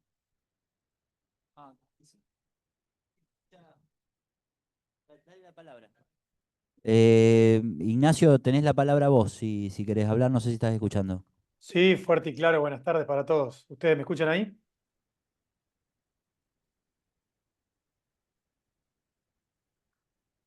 ¿Me Sí, escuchan? se escucha perfecto, perdón, Ignacio. Ah, bien, perfecto, bárbaro. Sí, claro. Bueno, muchas gracias a todos los expositores, muy claro, felicitaciones a Román por su iniciativa. Yo me voy a detener en el disparador que arrimó Raúl hoy, que es lo que pasó hoy aquí en la provincia de Córdoba en las últimas semanas. No solo porque lo dijo hoy Raúl, sino también porque lo hablamos por teléfono hace algunos días atrás. Y además porque han dado cátedra el resto de los colegas propinantes a nivel dogmático, en cuestiones cautelares. Me quiero detener en la génesis de este tema. Y por qué no arrimarles un disparador a lo que venía diciendo Tati, me permito este sobrenombre, para que puedan pensar. Porque en la provincia de Córdoba, desde donde le estoy hablando actualmente, curiosamente tenemos un fiscal sumariado por una opinión académica, pero no pasó absolutamente nada con una fiscal de la localidad de Villa María que participó como figura central en una serie de Netflix. Y esto no es en broma, es verdad. Una fiscal hablando de su intervención funcional en el marco de lo que se llamó la generación Zoe, el caso Cositorto. Se hizo una serie de Netflix y no pasó nada.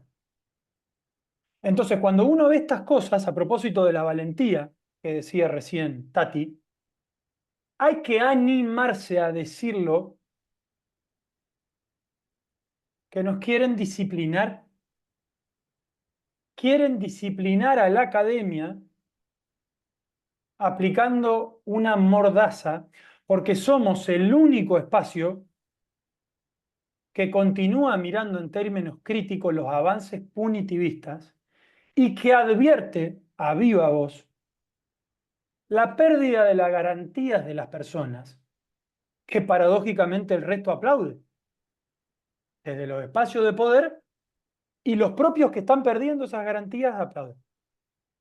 En esa sintonía queda claro que a los primeros que pueden amordazar son aquellos que dentro del espacio de la academia forman parte de la estructura del Estado. Pero queridos colegas, queridos amigos, este no es un problema exclusivo de Córdoba. ¿Quieren un ejemplo que por lo menos para mí es clarísimo? El que nos viene pasando en los últimos congresos procesales que celebramos todos los años en nuestra provincia, en los que el poco debate que queda se está generando a partir de los disparadores que arrimamos los alborotadores o los provocadores que estamos matriculados en los colegios de abogados. Lo digo para que nos llevemos esta reflexión y que pensemos.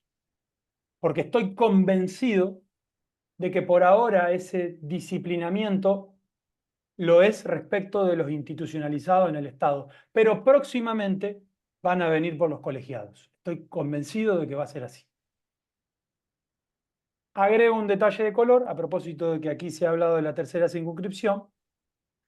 Felizmente, y por lo menos por ahora, no ha existido un abuso por parte de los fiscales respecto de la figura de asociación ilícita para inflar calificaciones y obtener así medidas cautelares de manera más sencilla. Bien por los fiscales del sur. Nada más, muchas gracias. Un abrazo a todos. Muchas gracias, doctor. ¿Alguien más que quiera dar la palabra? ¿Quiere exponer sus ideas?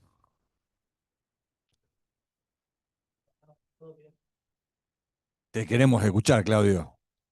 Si no, te iba a obligar, ¿eh? ¿Podés? Acá. Puchi. Hola, hola. Dale. Es que cuando canto hay otro tipo de micrófono. No voy a decir nada original, pero sí me adhiero un poco a lo que dijo el Tati respecto del abandono de la dogmática. Pero yo lo voy a hablar desde el punto de vista del derecho procesal. Y creo que, y esto lo vengo viendo hace mucho tiempo, el abandono de la dogmática procesal es realmente asombroso, escandaloso, donde uno no puede hablar de preclusión, porque pareciera que todo es válido, donde uno no puede hablar de facultades del fiscal que no puede ejercer, porque parece que puede hacer todo, donde me ha pasado personalmente en muchas, no en algunas, en muchas oportunidades, donde la palabra del fiscal es verdad de fe, y que uno tiene que ir en la apelación cuando se da cuenta que le mintieron, porque como hay algo que no estaba muy claro y lo tienen medio escondido, y uno le tiran la imputación con 200 hojas a las 4 de la mañana del día anterior a la imputativa, claro, después cuando llega a la Cámara recién se da cuenta que había algo que no era así como se decía. Y esto no es 3 y 18, no 4. Bueno, también puede ser las 4, pero el hecho es que hay un problema serio de credibilidad de los fiscales. Nosotros ya no le creemos, porque lo estamos viendo. Y el otro lado, que es la justicia, los jueces, les creen. Pero yo creo que no tiene que ver con una mala fe de los jueces, para nada. Me parece que hay una tendencia a que, bueno, este me dice blanco, el otro me dice negro, le creo al fiscal. ¿Por qué? Porque órgano del Estado, porque tiene objetividad. Y lamentablemente algo que nosotros tenemos miedo de mencionar en las audiencias, porque viene la réplica, viene la venganza oculta, la represalia en otra causa, en otro momento, de la pérdida de objetividad. Entonces, si yo le digo a un fiscal que perdió objetividad, y evidentemente al otro día me va a estar tratando de acuchillar. Pero esto lo digo en términos, obviamente, de metáfora. Entonces, esa mezcla de pérdida de credibilidad nuestra sobre los fiscales, la credibilidad absoluta que se le da desde los ámbitos judiciales, la imposibilidad de nosotros en algunos momentos de poder confrontar en igualdad de condiciones. Lo que está pasando en la justicia federal es absolutamente vergonzoso, pero no por las personas, sino por el sistema en sí mismo. Nosotros no tenemos acceso a las investigaciones fiscales. Dicen, no, ¿cómo que no? No, no tenemos acceso. Lo mismo pasa en la justicia provincial, no tenemos acceso. No, pero si el fiscal te da. ¿Cuándo? Cuando quiere. ¿Cuándo quiere? Voy a contar un ejemplo actual. Hace 3 semanas que le vengo pidiendo a un fiscal que me dé una declaración de 2 testigos que sabe que tiene y me dijo personalmente en una reunión que tenía. ¿Cuándo me dio las copias? Hoy, porque mañana a las 8:30 es la audiencia y me tuve que plantar a las 9 de la mañana con uno de los abogados de estudio para que me la dé. ¿Y por qué me lo da? Porque tiene miedo que yo mañana vaya y lo denuncie ante el juez diciéndole, mire, no me dio la... y después en la auditoría. Es decir, está tan bastardeado el sistema, y esto lo digo con una pena tan grande, porque los que me conocen, con los maestros que tuvimos, trabajamos muchísimo para que esto funcione. Pero con un sistema donde la fiscalía puede hacer lo que quiere, donde todo lo que dice le creen, y el sistema de justicia no funciona como límite. Por eso yo no al pasar dije así tibiamente los jueces son garantía. No existe un juez que no sea garantía. Lo primero que le tiene que explicar un juez a un imputado es, señor, yo estoy para protegerlo a usted. Y esa es la función. Entonces, si esto no funciona así, el sistema se convierte, como magistralmente habla Binder, en la transformación de un acusatorio inquisitorial. Entonces, el acusatorio se está haciendo inquisitorial por la práctica. Y esto que venimos a hablar acá es una de las formas más que tiene el sistema acusatorio de transformarse en es el acusatorio inquisitorial reformado. Yo ya no sé cómo llamarlo. La verdad estoy azorado porque además uno se trata de trabajar con responsabilidad, de ser honesto, de trabajar con buena fe con los colegas, principalmente los que están de enfrente, y a veces uno no recibe el mismo trato. Entonces uno se siente ya desahuciado, siente que no tiene más ganas de seguir, y la verdad que por lo menos a mí todavía no me vencieron en esas ganas de seguir. Esto de tener las anteojeras y el carro de burro lo llevé desde chico y lo voy a seguir llevando hasta que no pueda pensar, porque me van a llevar con un bastón a una sala de audiencia. Y esto lo digo en serio, porque es parte del sentimiento de vida que uno tiene. Pero en un sistema que está sirviendo de esta manera para humillar a la gente, para hacerle pasar momentos horrorosos, para ir con acusaciones que no tienen ningún sentido.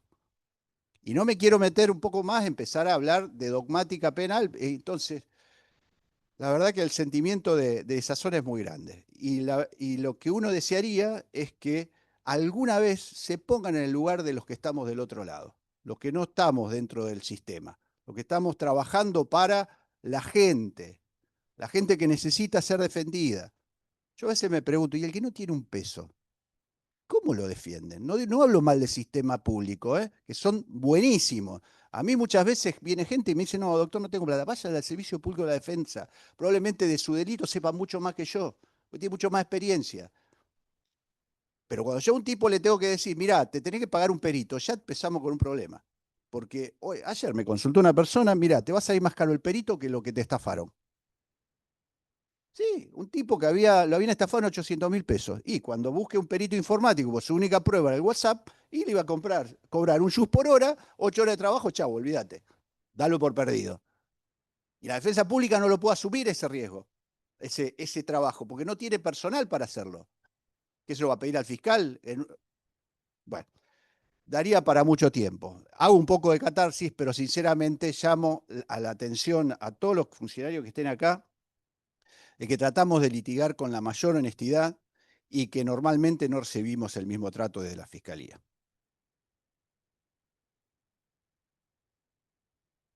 Gracias, Claudio.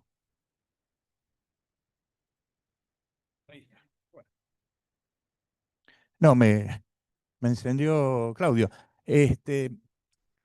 No, es interesante porque el doctor Ilarrescondo, acá en público lo tenemos que tratar así, bueno, Tati, para los que no lo van a identificar, eh, eh, trató de buscar la relación entre la dogmática penal, que se aprende primero, antes la católica era en tercer año, creo que segundo, mucho antes de procesal penal. Entonces, cuando uno llega a procesal penal ya tuvo tiempo de olvidarlo, una materia pesada, dura, difícil, ¿eh? Y lo que es el procedimiento penal. Y también llamó la atención sobre la necesidad de incorporar las discusiones dogmáticas en los momentos oportunos del proceso. Fíjese usted, sumamos algunos hechos concretos, los que nos gusta hablar de evidencia, que se han presentado acá. El momento oportuno en que se puede dar una discusión, el momento en que se plantea una pretensión cautelar que pueda avanzar sobre la libertad de una persona y que va a tener como presupuesto justamente la imputación anterior, y la postulación, nos vamos un ratito a Córdoba, hecha por un fiscal de que la discusión dogmática debe darse, que es más o menos lo mismo que dijo Ilarrescondo. Él no definió la discusión dogmática, porque las discusiones tienen eso, son litigios incipientes, no sabemos cómo se van a resolver, pero lo que se plantea dentro del funcionamiento del sistema es que se dé la posibilidad de que la discusión se dé. ¿Cómo le respondió en Córdoba la corporación cordobesa a ese fiscal? Lo denunció. Si el fiscal planteó una discusión dogmática que tiene que ver con posicionamientos diferentes de una generalidad de fiscales, ¿cuál es la salida lógica? Vamos a discutir. Por eso estuvo muy bien el Colegio de Abogados, les dijo, vengan y discutan, defiendan su situación, defiendan su posición, digan por qué podemos imputar e invocar este tipo penal en los momentos iniciales de una investigación. Jorge remarcó muy bien cuáles son las ventajas estratégicas. ¿Por qué? Porque hablando de asociación ilícita, nosotros ganamos tiempo para reunir evidencia porque es un tipo muy genérico, muy abstracto. Hablando de asociación ilícita, lógicamente quedamos un paso muy adelante en la peligrosidad procesal, porque yo a la persona lo rodeo de todo un contexto en el cual la posibilidad de fuga, o mucho peor, la posibilidad de entorpecer la investigación, se propone como una solución muy, muy válida, muy lógica. Si hablamos nosotros de asociación ilícita, después vamos a fundamentar que un tratamiento penitenciario específico, que va a tener su fundamento, con el cual hay un agravamiento de la medida de coerción que está incipiente. Lógicamente, si hablamos de apropiación ilícita, lo dijo muy bien, desde el punto de vista de la dogmática y desde el punto de vista del derecho procesal, la proporcionalidad va de por sí porque tiene penas tan elevadas que en la comparación dogmática la compararon con otros tipos penales que tienen bienes jurídicos más duramente afectados y sin embargo las penas son menores. Que eso es una crítica que muchas veces se hizo del Código Penal en general.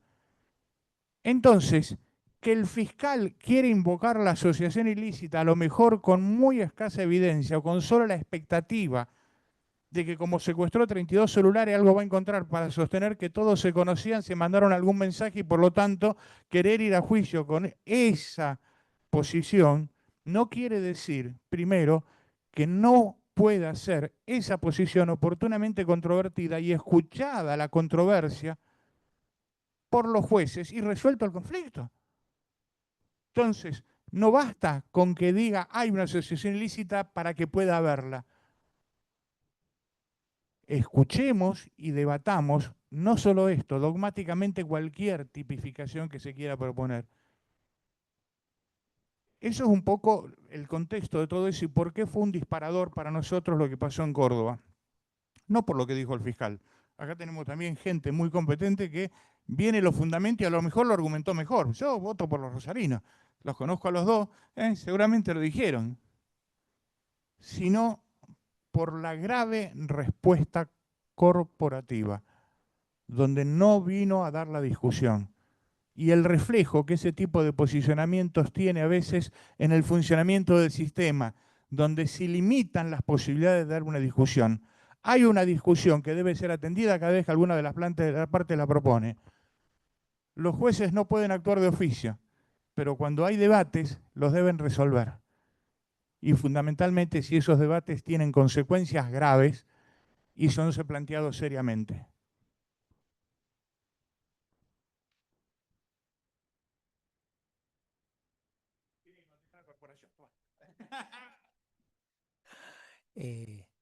Y algo tengo que decir, porque en realidad hablaron todos abogados. Abogada no habló, me parece nadie. Pero ahora abogado. Ah, sí, Sabri. Sabri fue la primera.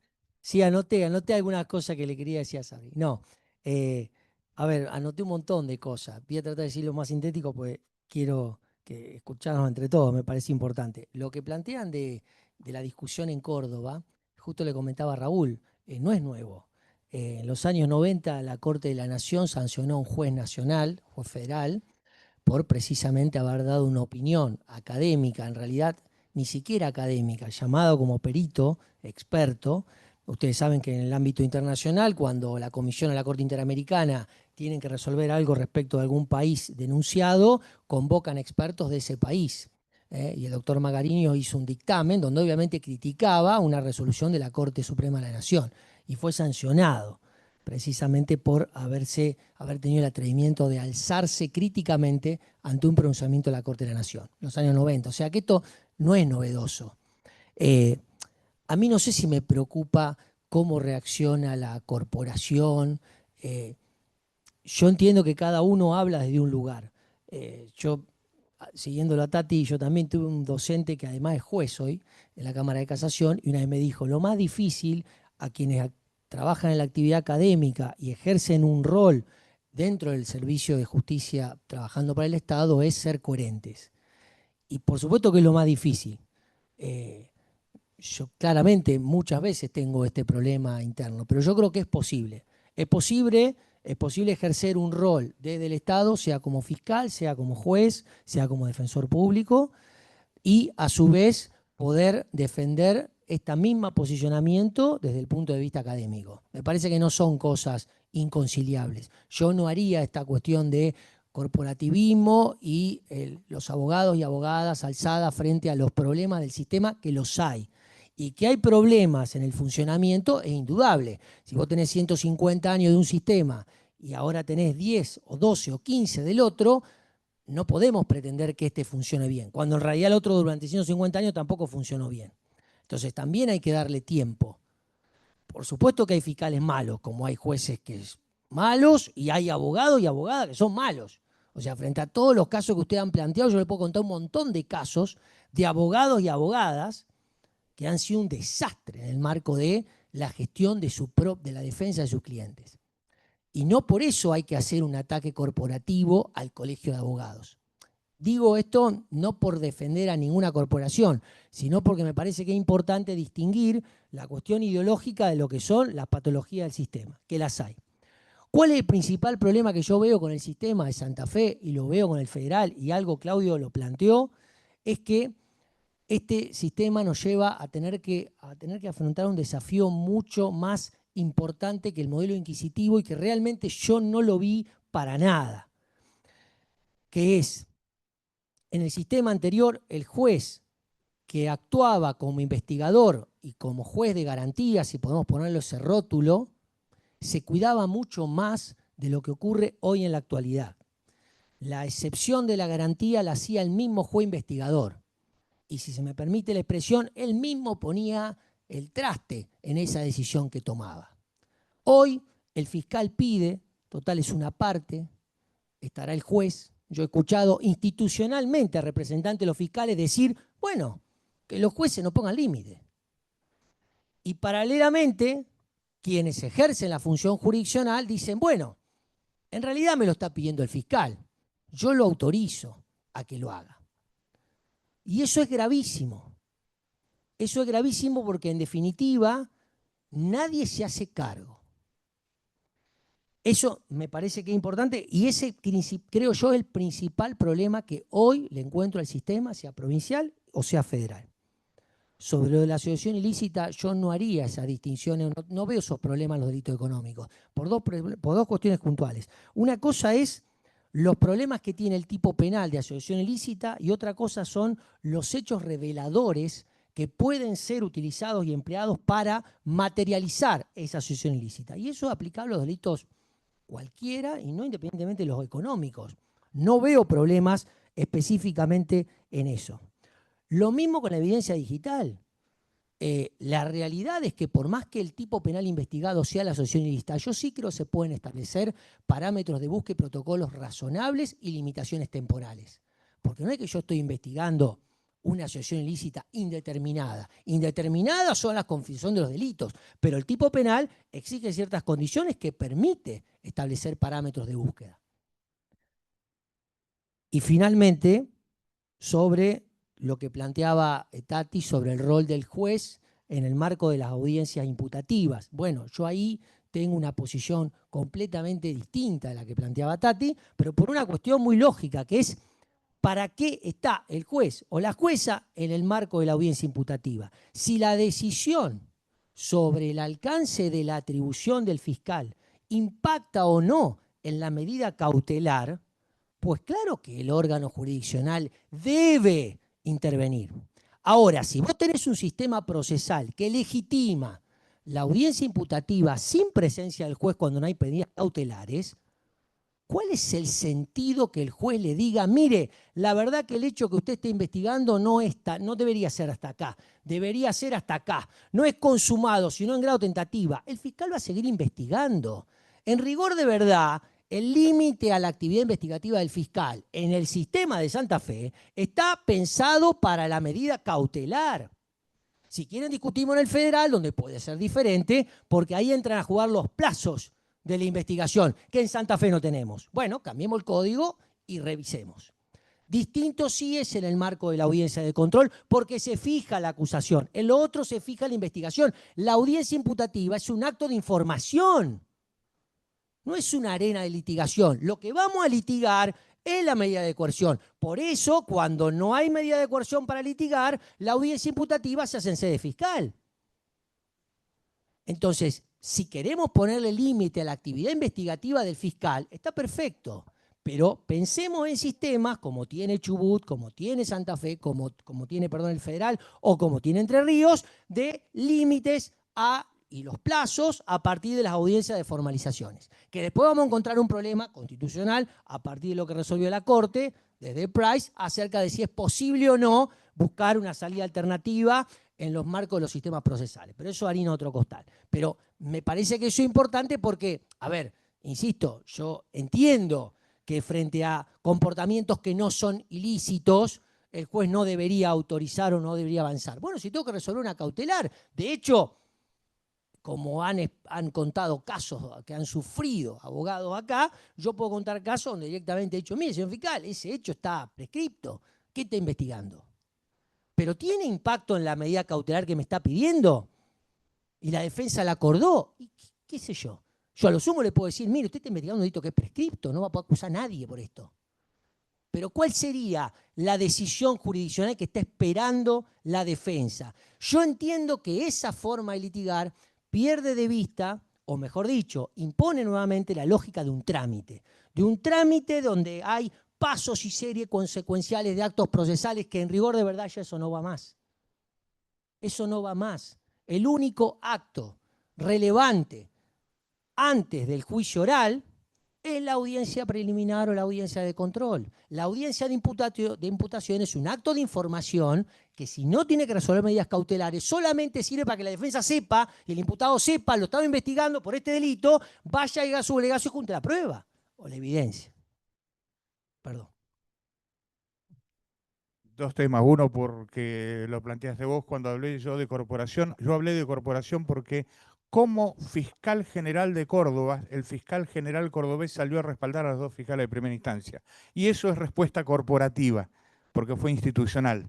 Y también salió, creo que el Tribunal Superior cordobés, a respaldar a los denunciantes, y eso es respuesta corporativa.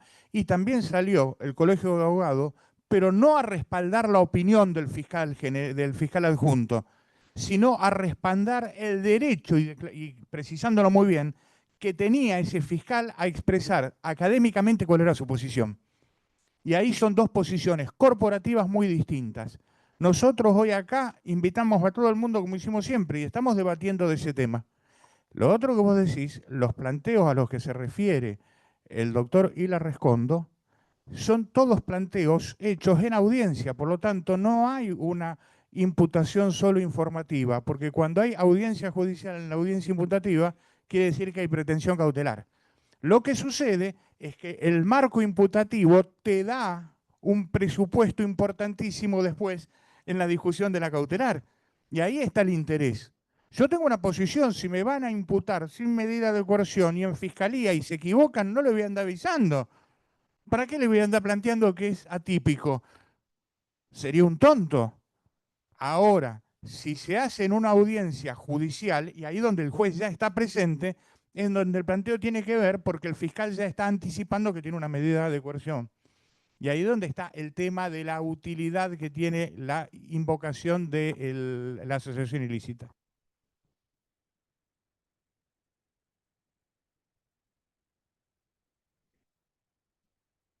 Cuestiones de economía procesal. Cuestiones de economía procesal. ¿Para qué vamos a entrar a discutir los presupuestos de una medida cautelar si el hecho es manifiestamente atípico y se está construyendo sobre una conducta que ni siquiera encuadra mínimamente? Estamos hablando, Román, de situaciones extremas, estamos claros. Es decir, los pronunciamientos que se ha visto en la judicatura en los últimos tiempos hablan de atipicidad manifiesta. Entonces, hay circunstancias que están vidriosas. Y yo diciendo con vos una cuestión.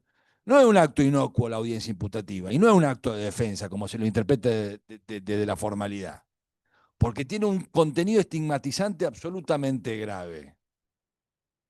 Entonces, quien me dice a mí que imputarme y aceptarte una imputación en el marco de una audiencia celebrada ante un magistrado, pero por supuesto, es un hecho inocuo desde el punto de vista de lo que significa ser sometido a proceso con manifiesto desconocimiento del derecho de parte de algunos acusadores públicos, yo me permito disentir. Esta es la discusión que se plantea entre refugiarse en las formas y no ver la realidad. Yo, discúlpame, te lo tengo que decir porque estamos debatiendo. ¿Cuántas veces nosotros los litigantes hemos escuchado, y no estoy hablando independientemente de que uno asume el rol de defensor y ha padecido los vicios que Raúl está describiendo del sistema, no es una postura que uno la defiende también en el ámbito académico? Porque para eso estamos los que intentamos hacer algo de academia, y lo hacemos en este instituto, lo hacemos en la universidad pública y privada, y lo hacemos en todos los ámbitos que nos toca debatir sobre estos temas. Quizás yo no sea un experto en modelo acusatorio, pero lo que sí creo que un juez debe defender la Constitución antes que las formas. Entonces, refugiarme en un criterio y decir, bueno, esto es el resorte del fiscal y yo ahora no lo controlo, me parece que conspira contra el espíritu. Y si hay un defensor que no se planta, el juez debe intervenir por la defensa inefectiva. Y me cito citar el precedente Roja Molina de la Corte. Porque si un juez ve que un defensor es groseramente negligente, debe irrumpir y sacarlo, porque no defiende como debe hacerlo. Y ahí tiene que ver lo que Sabri decía, de la asociación ilícita cuando hay conflicto de intereses. Discúlpenme la vehemencia, pero como mi amigo Román es vehemente, yo también lo soy.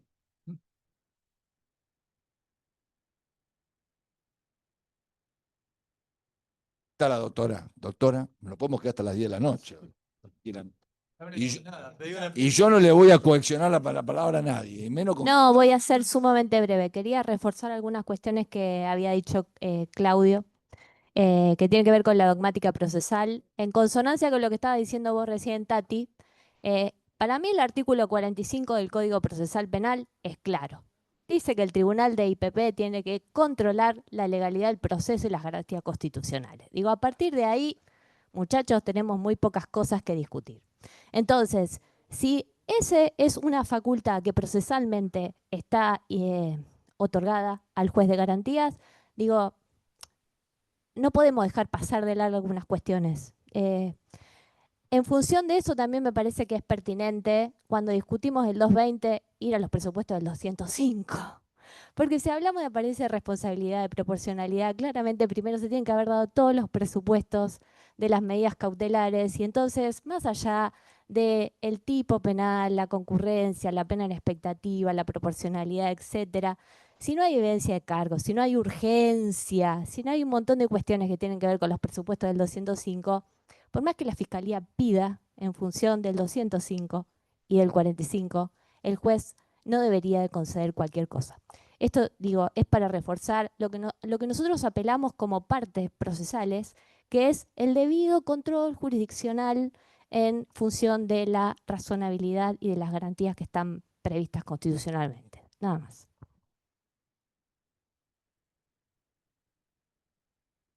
Yo lo único que quería agregar es una de las últimas modificaciones del Código Procesal Penal de la provincia de Santa Fe establece como una de las pautas de peligrosidad procesal la cantidad de imputaciones que una persona tenga. En ese sentido, creo que no debería ser tan liviano el control jurisdiccional, sobre todo, o considerar las imputaciones porque le salen muy baratas al fiscal. Es decir, en definitiva, hechos manifiestamente atípicos o sin los elementos suficientes para considerar el humo de buen derecho, como dicen los procesalistas, digamos, tiene que ser controlada y sobre todo en el marco de una solicitud de medida cautelar que tiene incidencia directa en la libertad de una persona. Nada más que eso.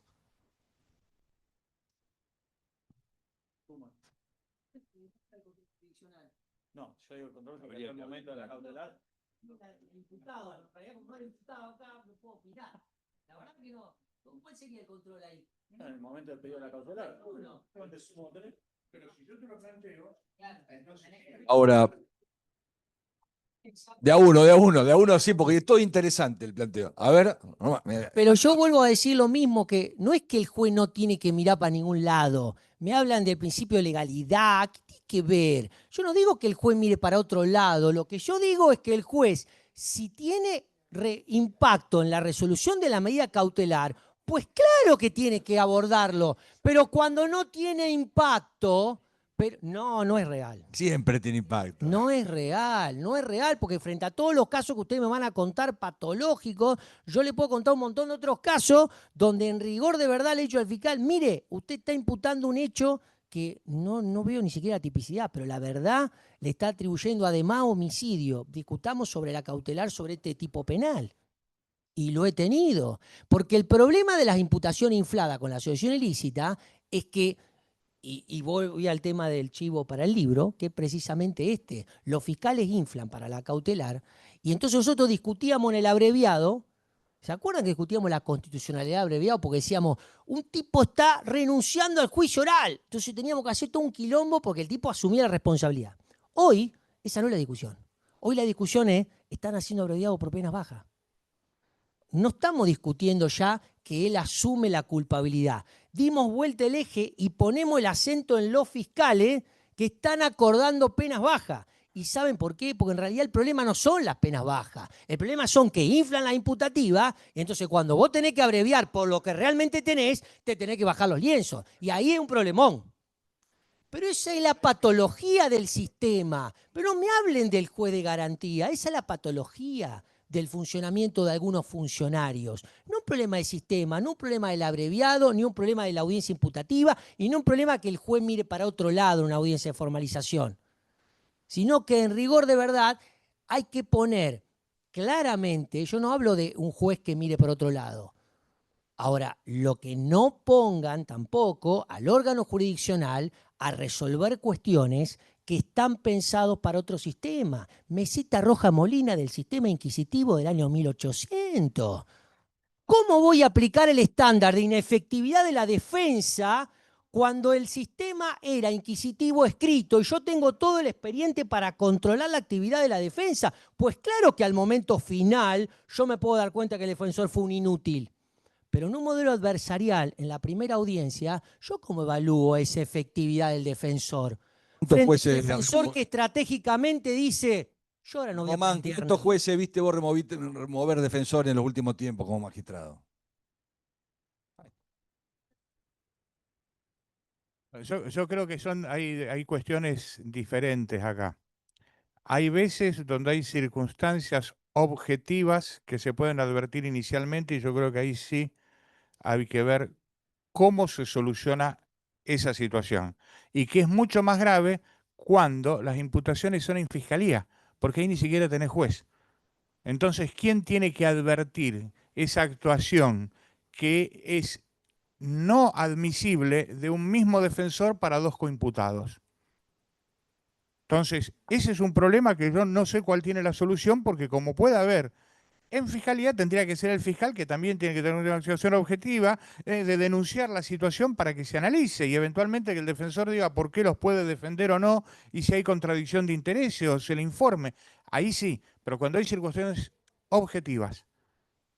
Ahora, cuando hay decisiones estratégicas, como puede llegar a ser el silencio o alguna decisión que ahora es más impulsada desde todos los que postulan ciertas tendencias en materia de litigación, donde se propone que la defensa debe tener una actuación proactiva durante la investigación, y algunos llegan a utilizar términos que tiene que colaborar con el investigador, puede el defensor decir que no tiene que colaborar con nadie, que tiene que dejarlo, cuidar la legalidad de lo que hace y esperarlo hasta el momento oportuno. Yo por eso dije, en los momentos oportunos, si hay un juez en una audiencia imputativa es porque hay pretensión de medida de coerción, que se va a discutir a renglón seguido, pero la pretensión sí existe porque el fiscal pidió la medida. Entonces pasa a tener importancia la calificación legal, como pasa a tener también importancia de que, por ejemplo, se admita que en la medida de coerción la defensa diga yo voy a discutir solamente la peligrosidad procesal. Muy bien, no me voy a meter, y aclare, no me voy a meter en ese tema, porque si vos lo estás viendo que la acusación es de una conducta típica, esperala para cuando haya pocas posibilidades de retorno. Y lo dice un tonto, que la primera vez que ganó un incidente recién recibido, planteé la nulidad de una acusación porque no había auto de procesamiento. No usé el almanaque, me volvieron atrás, me lo procesaron, me lo acusaron, tuve que ir a juicio. Esas son decisiones estratégicas. Hay que respetarlas. El juez no se puede meter, creo yo. Cuando hay situaciones objetivas, sí, porque ahí puede ser evidente la posibilidad de indefensión. Y eso se advierte con la imputación. Cuando están imputando a dos personas y una de las dos en su declaración dice no, fue el otro, no podés permitir que el mismo defensor defienda a los dos. Esto ocurrió, pero en el sistema viejo. No pasó nada. Yo quiero hacer una alusión de 2 minutos a un caso, como dice Román, patológico, pero es muy interesante, de la justicia provincial con la ley microtráfico. Es una chica, una mujer que estaba durmiendo en la casa del novio, lo allanan a él porque lo están investigando, le encuentran una cartuchera con marihuana, la meten presa, a la novia. Vamos a audiencia imputativa, la fiscal dice, le voy a pedir la prisión preventiva. Pero, o sea, usted la está investigando, la chica está durmiendo en lo del novio. No, no importa. El juez convalida, mirando para otro lado, ahí lo tengo que decir. Esto fue un lunes que la detuvieron, el jueves le dan la prisión preventiva por 2 años. Docente de carrera en una escuela, desesperada. Lunes siguiente nos llama a la fiscalía, le dan la libertad y el viernes siguiente la causa estaba archivada. Entonces, hay que tener cuidado, y yo creo que el mínimo control de legalidad de un juez debe existir desde las jurisdicciones, como dice Claudio. La garantía es para el imputado. Un mínimo control, una explicación de por qué. Porque yo creo que no podíamos ni entrar a analizar el inciso 1. Es decir, no es que no había apariencia de responsabilidad, es como dice Binder, no había hechos para directamente considerar a esa persona autora o coautora de tenencia con fines. O sea, pero esto a veces es desesperante porque uno dice al juez, pero mirá, 2 minutos, pedirle una explicación. O sea, porque acá el gran problema es que se invierte el principio de considerar a las personas inocentes hasta que se demuestre lo contrario. Básicamente eso. Pero lo patológico, como dice Román, es que un lunes está imputada con prisión preventiva 2 años y el viernes siguiente, con un pedido de disculpas de la fiscalía, en libertad y con la causa archivada. Entonces, yo creo que cuando hay pedidos de cautelares tan gravosos, el control de la jurisdicción sobre la apariencia de responsabilidad, aunque sea con requisitos mínimos uno considera, debe ser riguroso. Gracias.